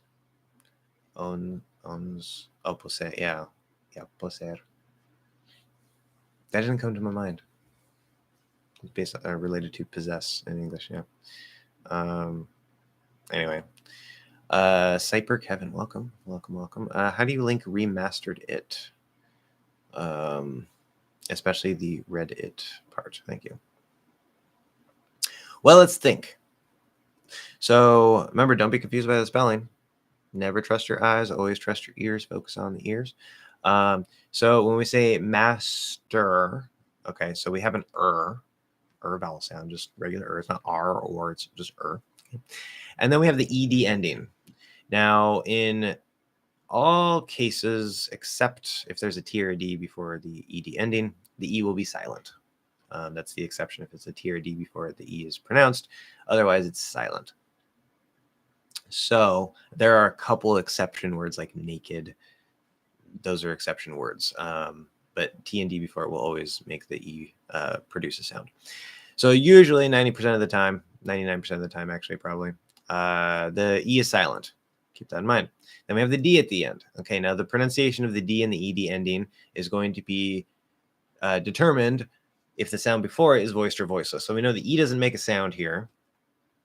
So the sound before it is an which is a vowel. All vowels are voiced.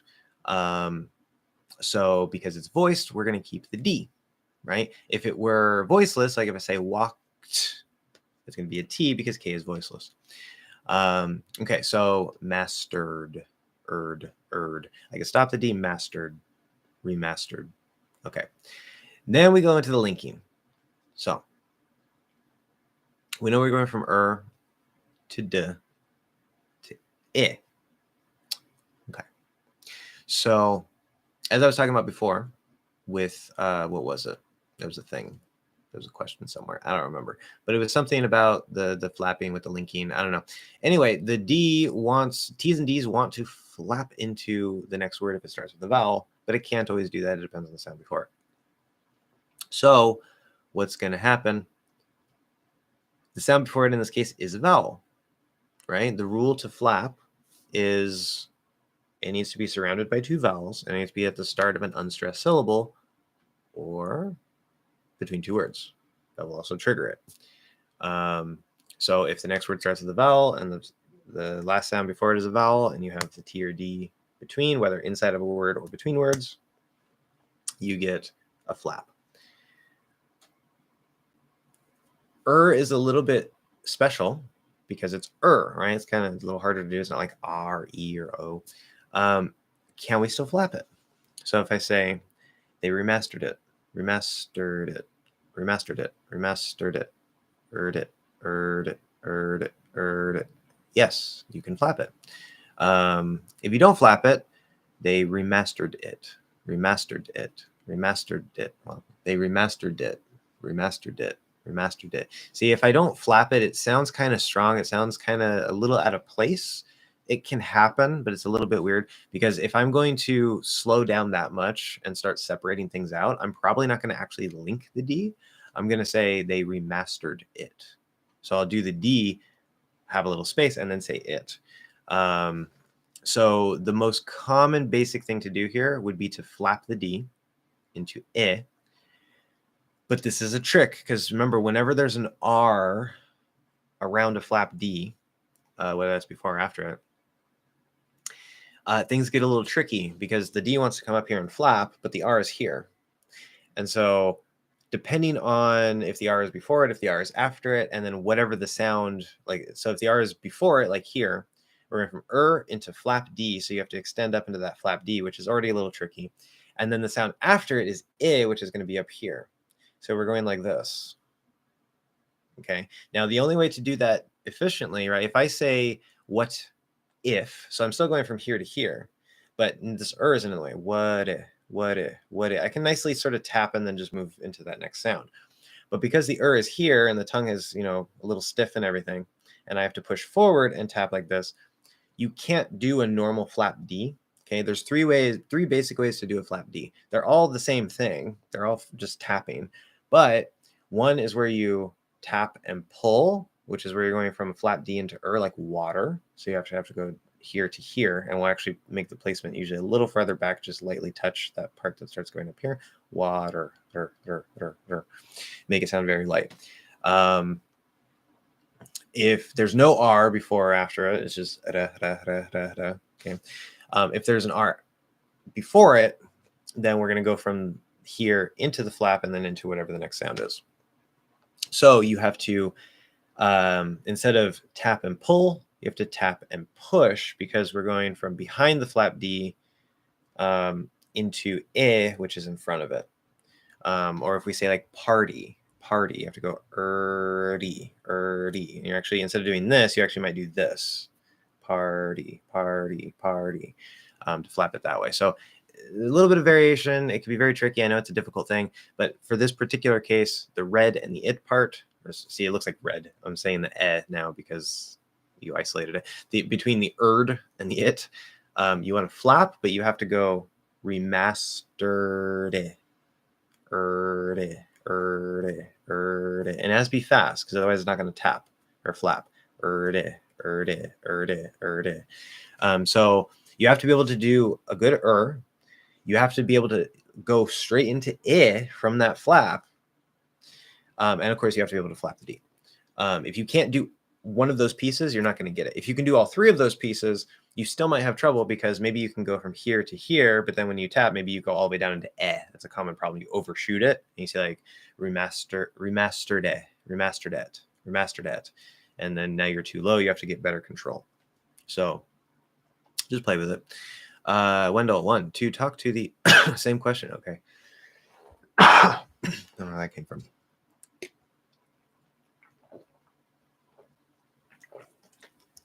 So it's a little dry. Okay. To talk to the owner, woman who's in her house.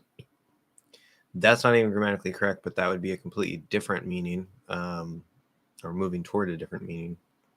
Talk to the owner, woman who in the house. That's not grammatically correct and doesn't really make much sense. Just simply talk to the woman who's owner of the house. Okay, so talk to the woman who's the owner of the house. So that's the specific woman who is the owner of the house. That would be fine. That would be grammatically correct. You need the word "the" in there, though. The second one just doesn't make any sense. The first one, talk to the owner, woman who's in her house. Now you're not saying talk to the woman who is the owner of the house. You're saying talk to the woman who is in her house. That's a completely different statement, because just because she's the owner of the house doesn't mean she's in her house, right? You're saying two different things. But the owner woman, the owner man, we don't use that. It could theoretically exist, like using owner as like an adjective there. But I don't think we really do that with that in that case. So yeah. So the only one that really works to say what you want to say is the last one, but you need the word "the" before owner. Who's the owner? I can move my ears too. Very nice. I learned to do it when I was a kid. It took me probably like a couple of hours. Yeah, it took me more than a couple of hours.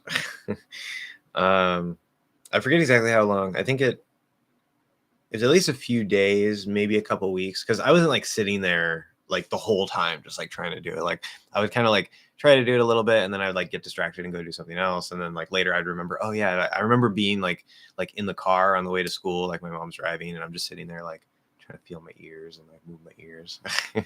And then I'd go to school and completely forget about it for the rest of the day. So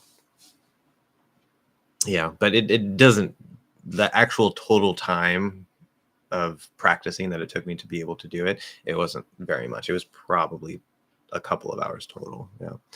Oh, thank you for the detailed answer. I really appreciate it. No problem. I've watched several videos of yours and I'll make sure to go back to them, especially the one you talked about. Perfect. Whenever you have any questions about Arabic, I'll be ready to talk. Well, thank you. I appreciate that. Jonathan, one of my issues are accent issue. Like, do you mean like hearing, like say if somebody with a British accent speaks to you, you have difficulty understanding them? I assume that's what you mean. Also notice, so you said one of my issues are see, because you see the issues, which you also put issues.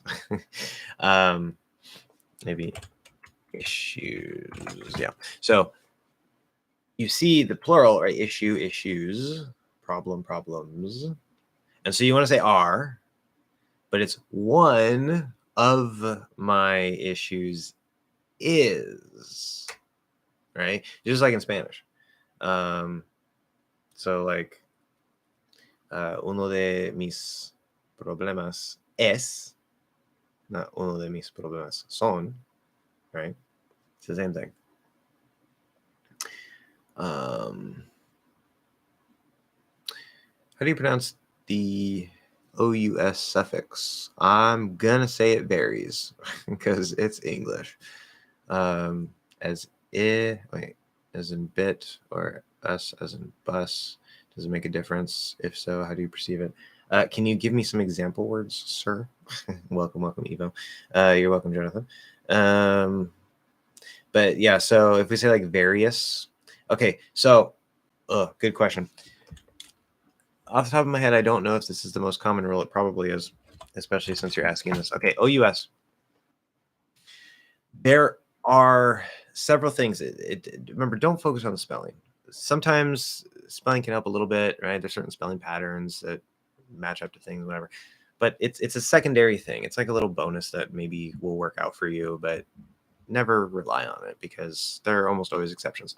But there are many times where there's either like a true schwa, like right, or it's a reduction, like a reduced schwa, where normally it wouldn't be the schwa, but we reduce it to the schwa. Nervous, spacious, conscious, yes. And it doesn't have to be the spelling pattern necessarily. I can't think of, off the top of my head, I can't think of other examples, but the point is that when we have where we would naturally use it as a schwa, or like a true schwa, or it's reduced into a schwa. Many people who are not, this is a very general blanket statement based on my understanding of research, many people who are not from the West Coast will pronounce it as a schwa. So they'll say nervous, spacious, conscious. Okay. Many people who are from the West Coast, and maybe a couple pockets here and there, but from the West Coast, they will say it with an nervous, spacious, conscious. Not stressed, of course, it's still small. I'm trying to enunciate it a little bit here, so it's clear to hear, but it does not matter. It does not matter. It doesn't make a difference. The way that I think of it, probably because I'm from the West Coast, is I think and perceive it as but because I try to pay attention to things like this, and I'm always trying to notice more things. I have noticed, like I'm before, like I don't think I ever would have heard a native speaker use the schwa. But now that I'm aware of this, I'll actually hear people do it, and I'll even hear myself do it sometimes. Right. So that's the whole thing. It still sounds perfectly neutral. It does not matter. Because when you have a true schwa or an in an unstressed syllable, they're not always interchangeable. But like 90% of the time, 90% of words where that syllable is not stressed, and it would be an it 90% of the time it could be an I. There are some cases, I can't think of them off the top of my head. I never wrote them down. I have run into a couple cases where if I tried to say it with an I, it didn't sound right. But almost every case that I come across, it doesn't matter if you use or I. So the safe thing would, especially since it's the center of gravity anyway, the safe thing would be to just use because you will run into a couple cases with some words like that where if you're always using it's going to sound weird and stand out. But for this OUS ending specifically, maybe there's some exceptions. Again, we can't trust the spelling, but if there are no exceptions to the pronunciation of that spelling pattern as like at the end of a word, then it would be interchangeable. It doesn't matter which one you use. They both sound fine. You can even say like nervousness, nervous, nervousness. It doesn't matter because it's that unstressed syllable is so small, and a short, quick and a short, quick sound quite similar. In isolation, you're like, no, those don't sound the same at all. But in the flow of speech, they sound very, very similar, and they don't stand out. So it usually doesn't matter. Usually. Anyway. Okay, so I don't want to skip over Cyper here. I have some issues. I didn't skip anybody else, did I? No. Okay. I have some issues. What time is it? 1:07. Okay, we have 23 minutes, guys. 23 minutes. Keep that in mind. We're keeping up with the chat here, so yay. Shouldn't be a problem, but just keep that in mind. 23 minutes. I have some issues with the S in English. The Spanish S sounds kind of like an SH. You could say a. It's technically wrong. Natives will do it, but it's an SH, right? Now, if you say a sh, okay, then you would say a. But if you actually say an SH sound, which is another way that we would describe it, instead of saying the sh sound, you would say an. Anyway, got caught on that. Spanish S sound, S sounds like an SH. And so I sound kind of weird. I don't know where to place my tongue. So can you explain that? Thanks. I have a full lesson on the placement of the S and Z, as well as a full lesson on the placement of sh and j. Go watch that. If you have already and you still have trouble, then we can talk about that. If you haven't watched that, go watch that. Those two lessons there. But when it comes to S and SH, something that I've noticed.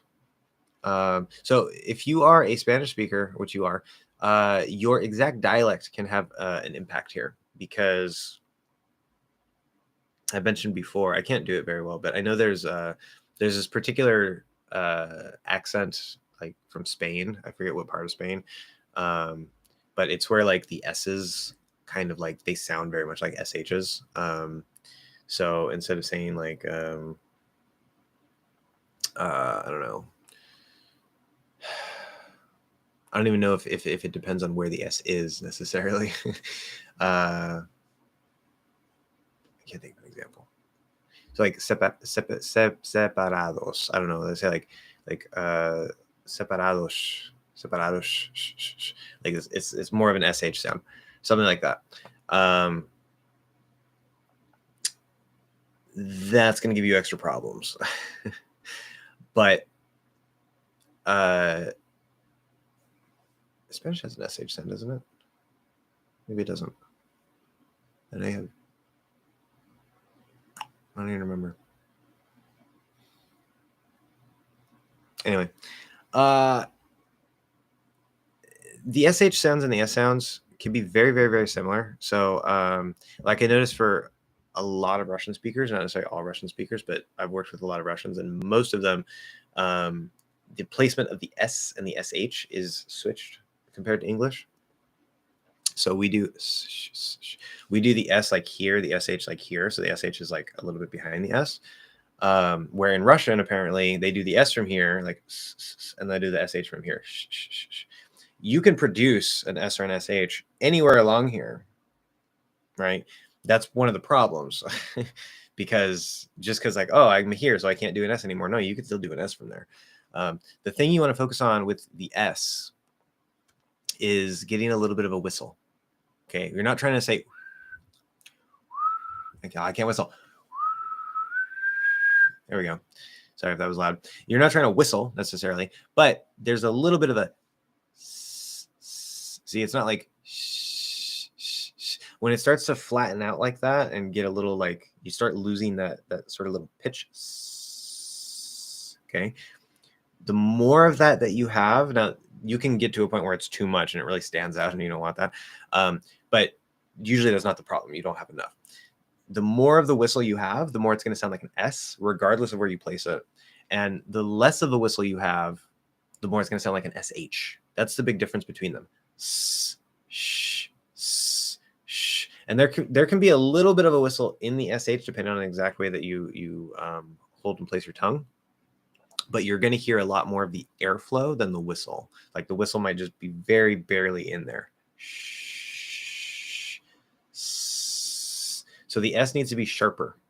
Basically, you're trying to sharpen it. It's almost kind of like how like t, d, t, d, right? In English, they're up here. They're not touching the teeth. They're very sharp, we would say, right? They're crisp sounding.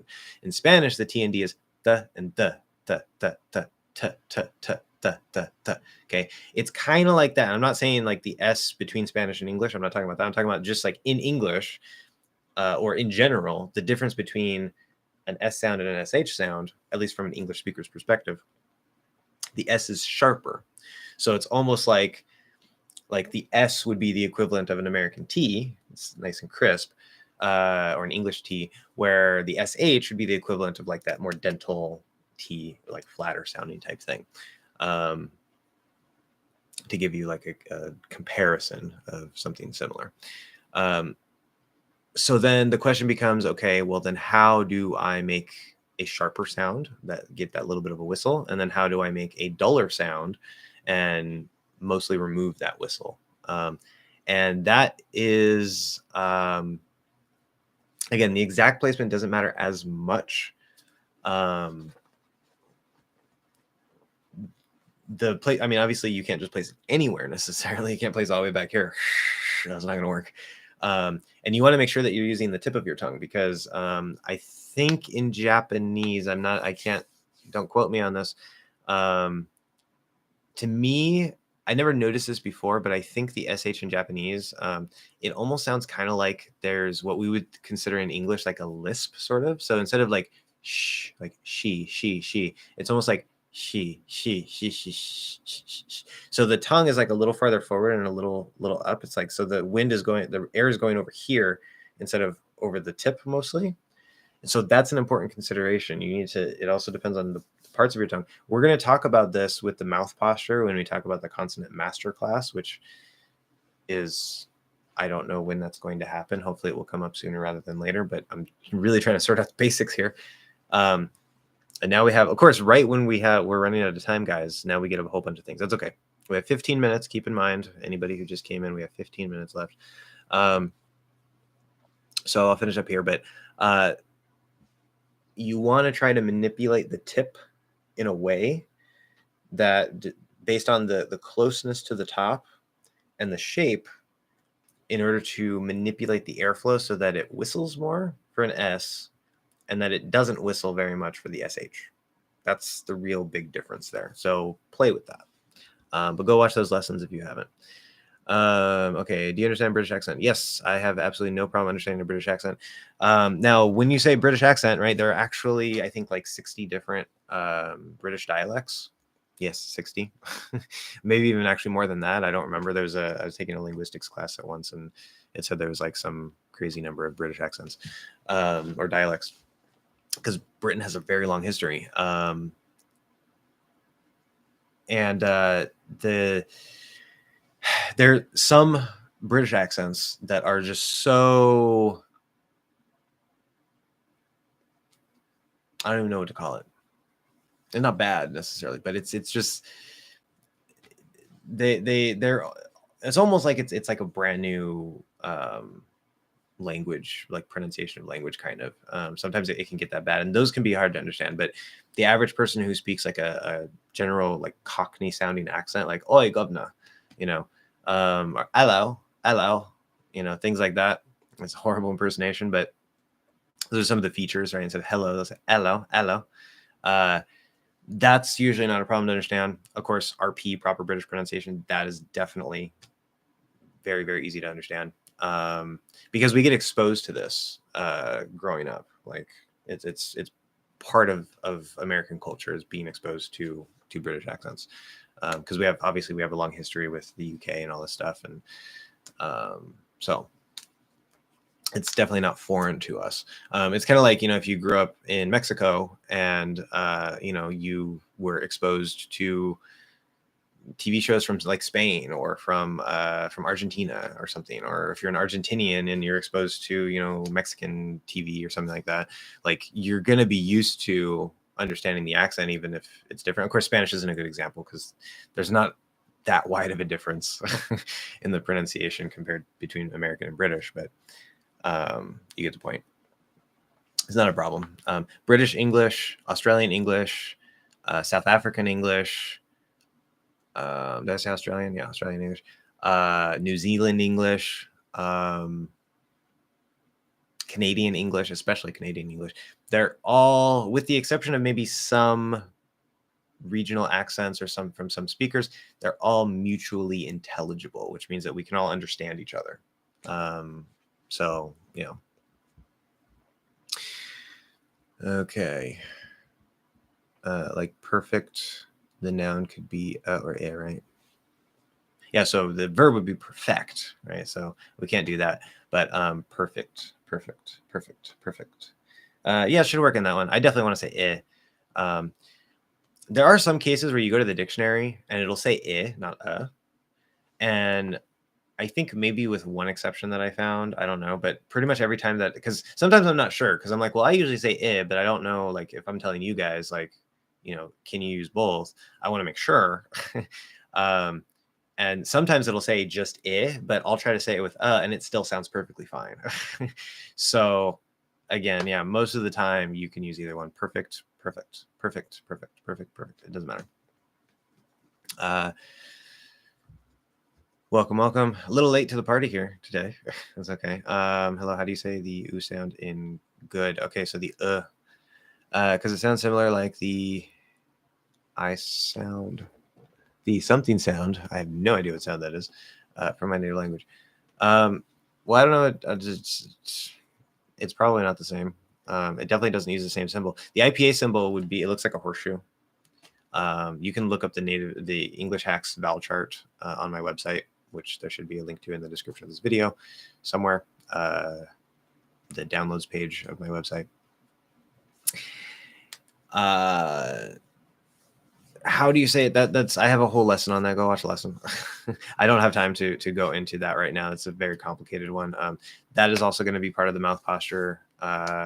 Really, if you don't get the mouth posture, it's going to be really, really difficult. Once you start getting the mouth posture, and the basic techniques that we use to start building up your tongue control and stuff, it's going to be a lot easier to get that sound. So just watch the lesson for now and wait for that to come out. Thank you. What about the suffixes? Nessless, like nervousness, consciousness, needless, careless. And yeah, exactly. 100% interchangeable. No problem.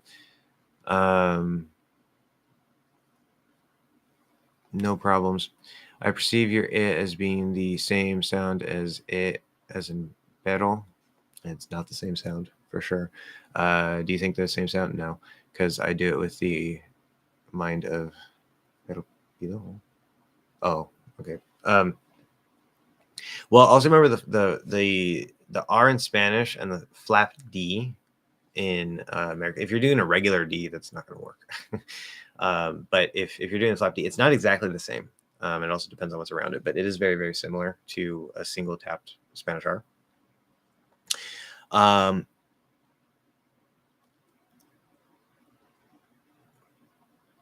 No, so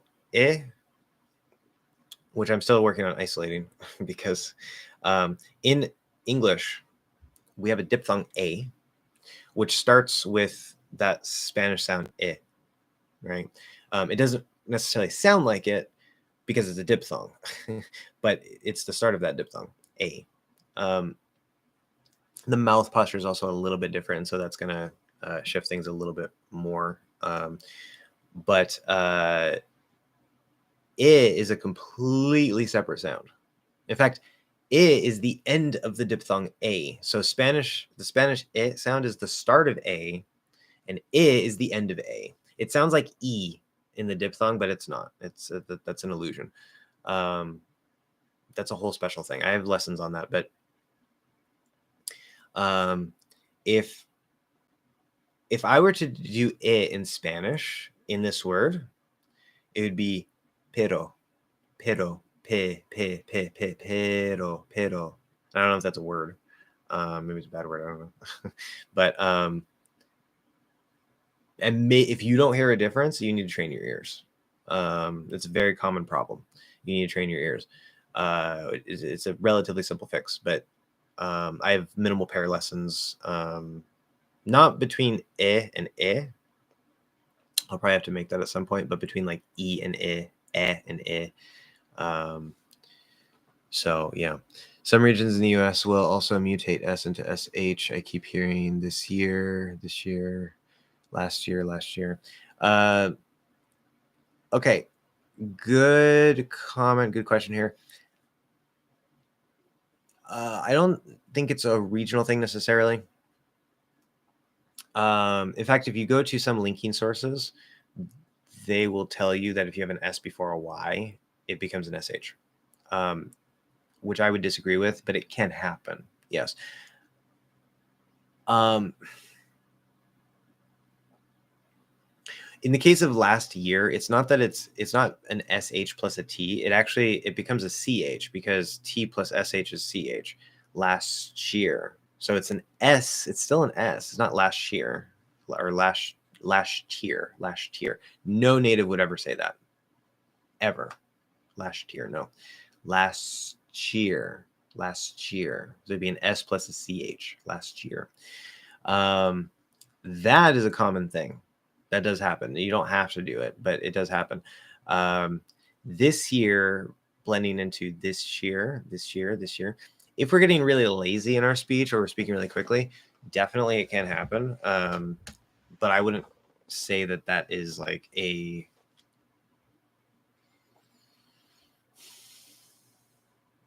standard linking thing that is like supposed to happen. Because this year, sear. There's nothing wrong with that. Like, that sounds perfectly fine. It doesn't sound like it's not linked or anything. That sounds a lot better to me than this year. But this year is possible. It's just we get a little lazy. So it's a good point. Yeah. Is there only one way to pronounce Anderson in English? I pronounce it the way I always pronounced it. Yeah, I see where the question comes from based on your username. But I don't know if I should keep it that way. Like, understand. Okay, Anderson.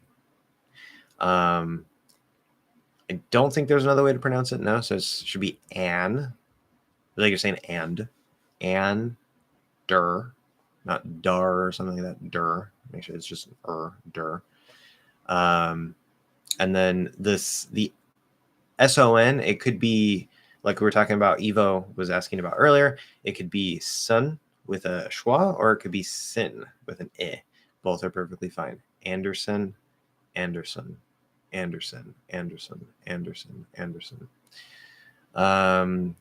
middle seems to be the same, but the first syllable, yeah, it's not un. It's definitely not un. You don't want to say Underson. That sounds like you're saying under something. UNDER. That would be completely misunderstood.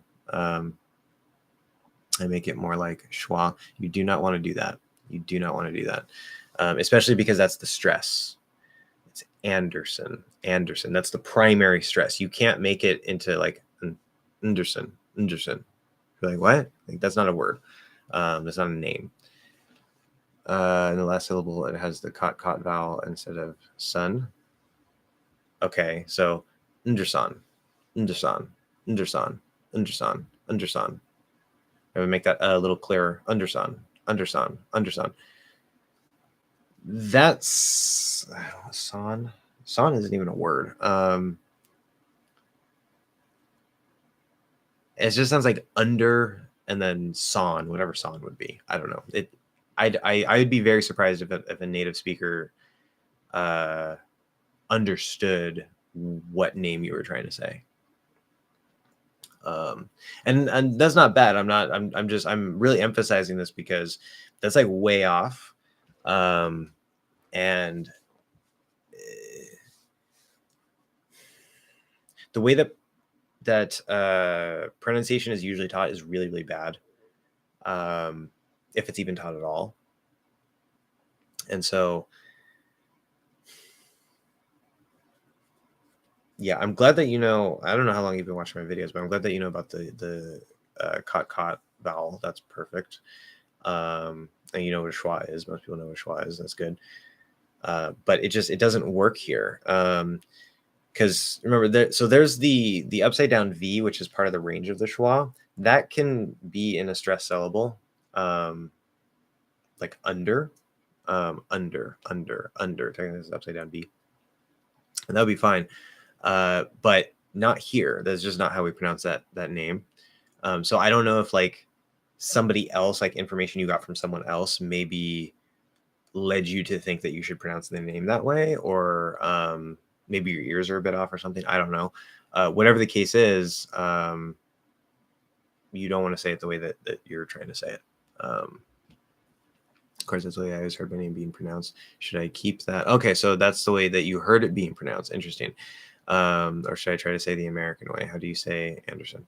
Yeah. So, well, I don't know what your native language is. You mentioned Spanish, right? I don't know if you're a native Spanish speaker. I assume maybe, but maybe you speak multiple languages. Oh, you might be a Portuguese speaker. Maybe. Because I can imagine Anderson, if a Portuguese speaker were to look at that, they might try to say something like Anderson, or something like that, maybe. That might match a little bit more. Spanish. Anderson. Right? If a Spanish speaker tried to read that, they'd probably say it like that. Anderson.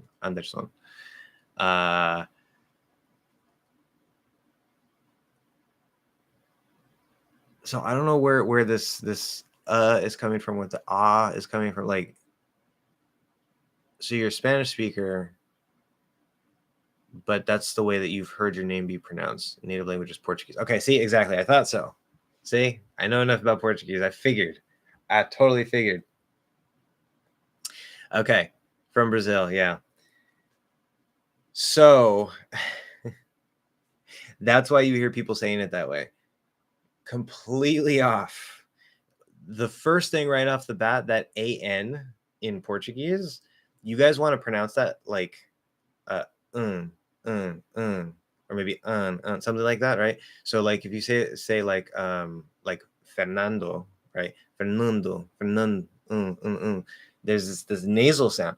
We don't have that in English, right? So right off the bat, that at the beginning of Anderson or whatever it is, Anderson, or Anderson, yeah, that actually sounds a little better.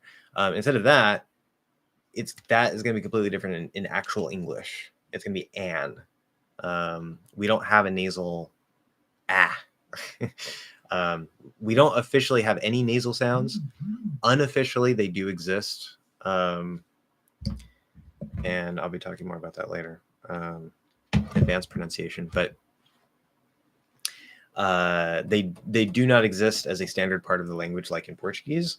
And most of the time where you would use a nasal vowel in Portuguese, we would never use a nasal vowel in English. The only time that we can use nasal vowels are in very, very special cases, like say in like don't.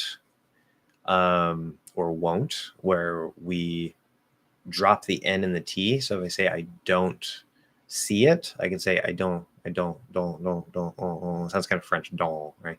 I don't see it. I don't see. You drop the N and the T, you make the O nasal. That tells us that there's a nasal there. So we actually don't do the N, which is the nasal part. And it's a speed trick that we have for fast speech in American English. That's one of the only times, it's a very special case where we can actually use a nasal vowel in American English, or in English in general, I guess. But so it's a very different world between Portuguese and English there. That makes perfect sense. Yeah. So don't say it the way you would in Portuguese. Say it the way that you would say it in American English. Because if you say it the way you say it in Portuguese, I would imagine people would have difficulty understanding you. Evo, I think that's basically fast speech. Oh yeah, so okay, this year and all that stuff. SRT can and cannot change into SH or CH before a Y sound.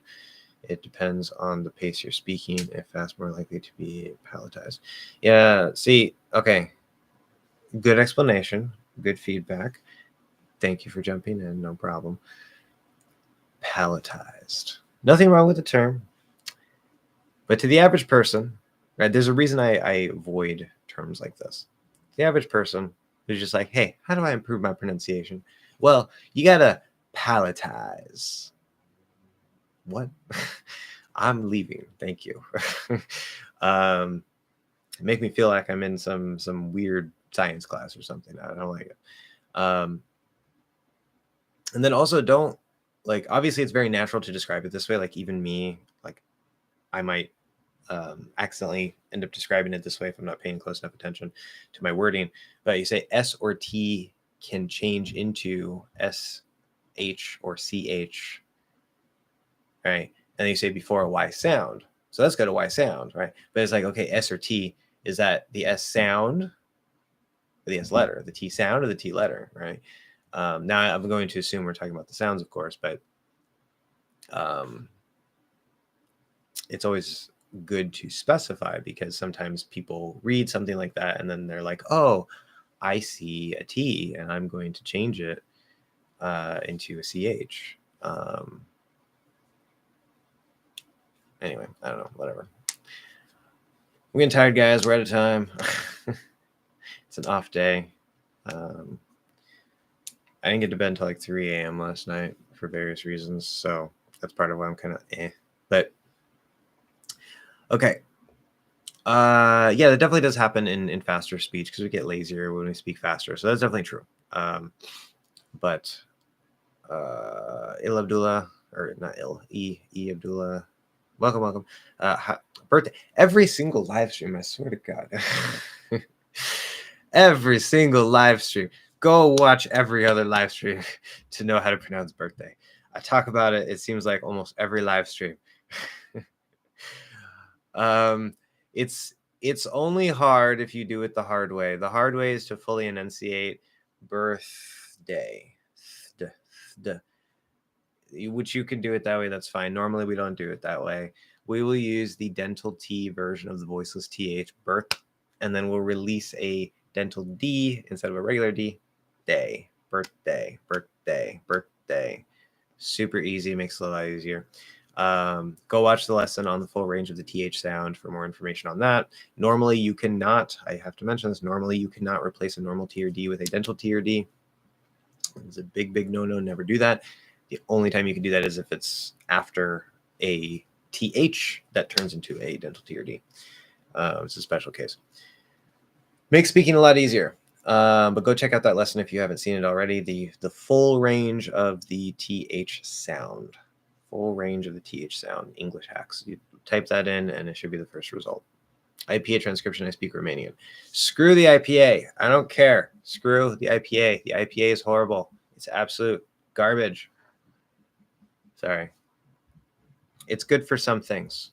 If you like it, use it. I hate it. I'm from Spain and we use something apicoalveolar. See, I don't even know how to say that. Apicoalveolar S. See, that means nothing to me.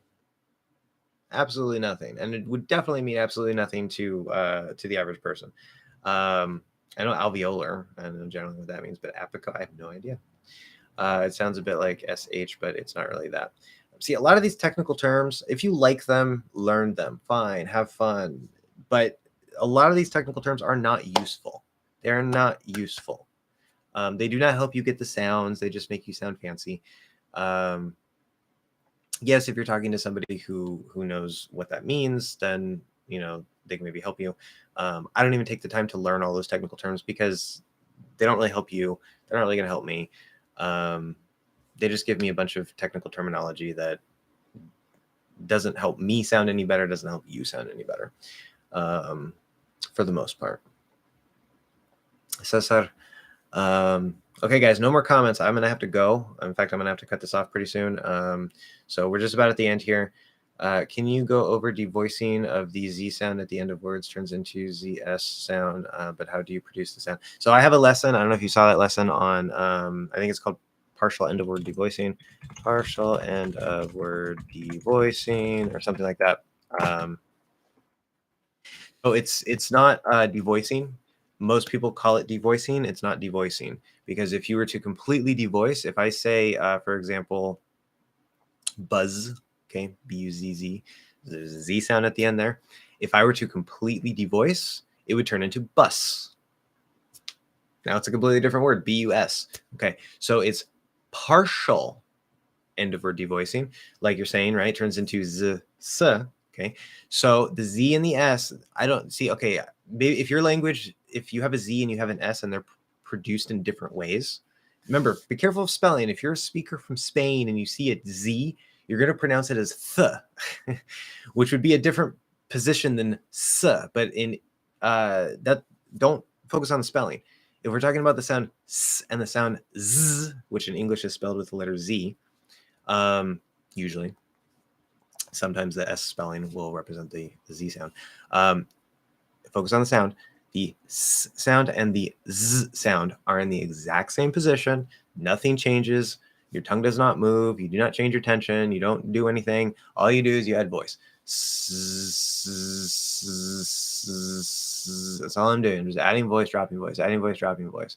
Practice that. Now, if you want to do the end of the partial end of word devoicing, you have to start in the Z, which means that you have to have that voice, and then you immediately drop the voice and let it finish voiceless as you're trailing off, right? So if I say very nice and clearly, buzz, okay, full Z, I'm enunciating, buzz, buzz, okay.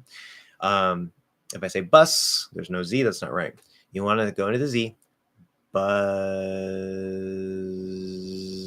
okay, so we're there. That's all you do. You just drop the voice. Buzz, buzz, buzz.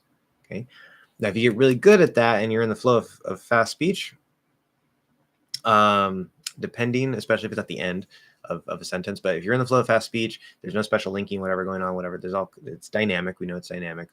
Things change depending on the sounds around it. But for the most part, if you get really good at that, you're able to speak pretty quickly. Then you're going to get to the point where it seems like there's no Z there at all. But if you were to completely remove the Z, then it doesn't sound right. That's why we know that there is the start of a Z there. So you'll get better at it, but that's all you do. You just drop the voice. Buzz, buzz, buzz, buzz, buzz. Okay, or words, words, words. That's it. Okay, Spanish, blah blah blah. Things I'm gonna work on that. Perfect. And thanks for the diphthong A2. It sounds more like the it and A than it. Yep, I didn't know diphthong and single vowels were separated in English. Yeah, we have two sounds, e and a, that only exist in diphthongs. Technically speaking, sometimes we can get lazy with things, but so a would be where I exists, the e exists, and then I and ow is where the a exists. Okay. I thought it was more of the in A than the last part. Don't know if it's sounding confusing. No problem. Okay, so we are out of time, guys. We're out of time. Thank you very much. Next week, be here same time. 1:30 or not 1:30, 11:30 to 1:30. And about the mouth posture, it's a big mess. I kind of don't know what to do at this point. I'm going to make a poll. Make sure to vote in the poll. But like, I want to get this out to you guys, but at the same time, I'm kind of like, it's still evolving. It's still growing. It's like the more that I learn, the more I want to move things around, and I'm just like, ugh. So it's like if I make a video and then I'm going to have to like make an updated video or make a version 2, and it's just like, should I just wait to make more videos? And I'm just like, for mouth posture. So it's kind of like I don't really know what to do at this exact moment with it. I'm still making progress, right? It's going really well. It's just the exact way that I'm trying to organize things, especially presented to a general audience in video rather than me directly guiding you live. That also is a special element that I need to take into consideration. And it's a little tough. What I might do is, again, put out, 1 or 2 more videos that aren't mouth posture related, just so that there's some content coming, because I know it's been a little while. It's been like, I think over a week since my last video. And then I'll work on getting the mouth posture stuff sorted, but it's coming. Don't worry. It's coming. It's coming. But yes, thank you guys. I will see you next week. And yes, you're welcome, Aula. And yeah, have a good time.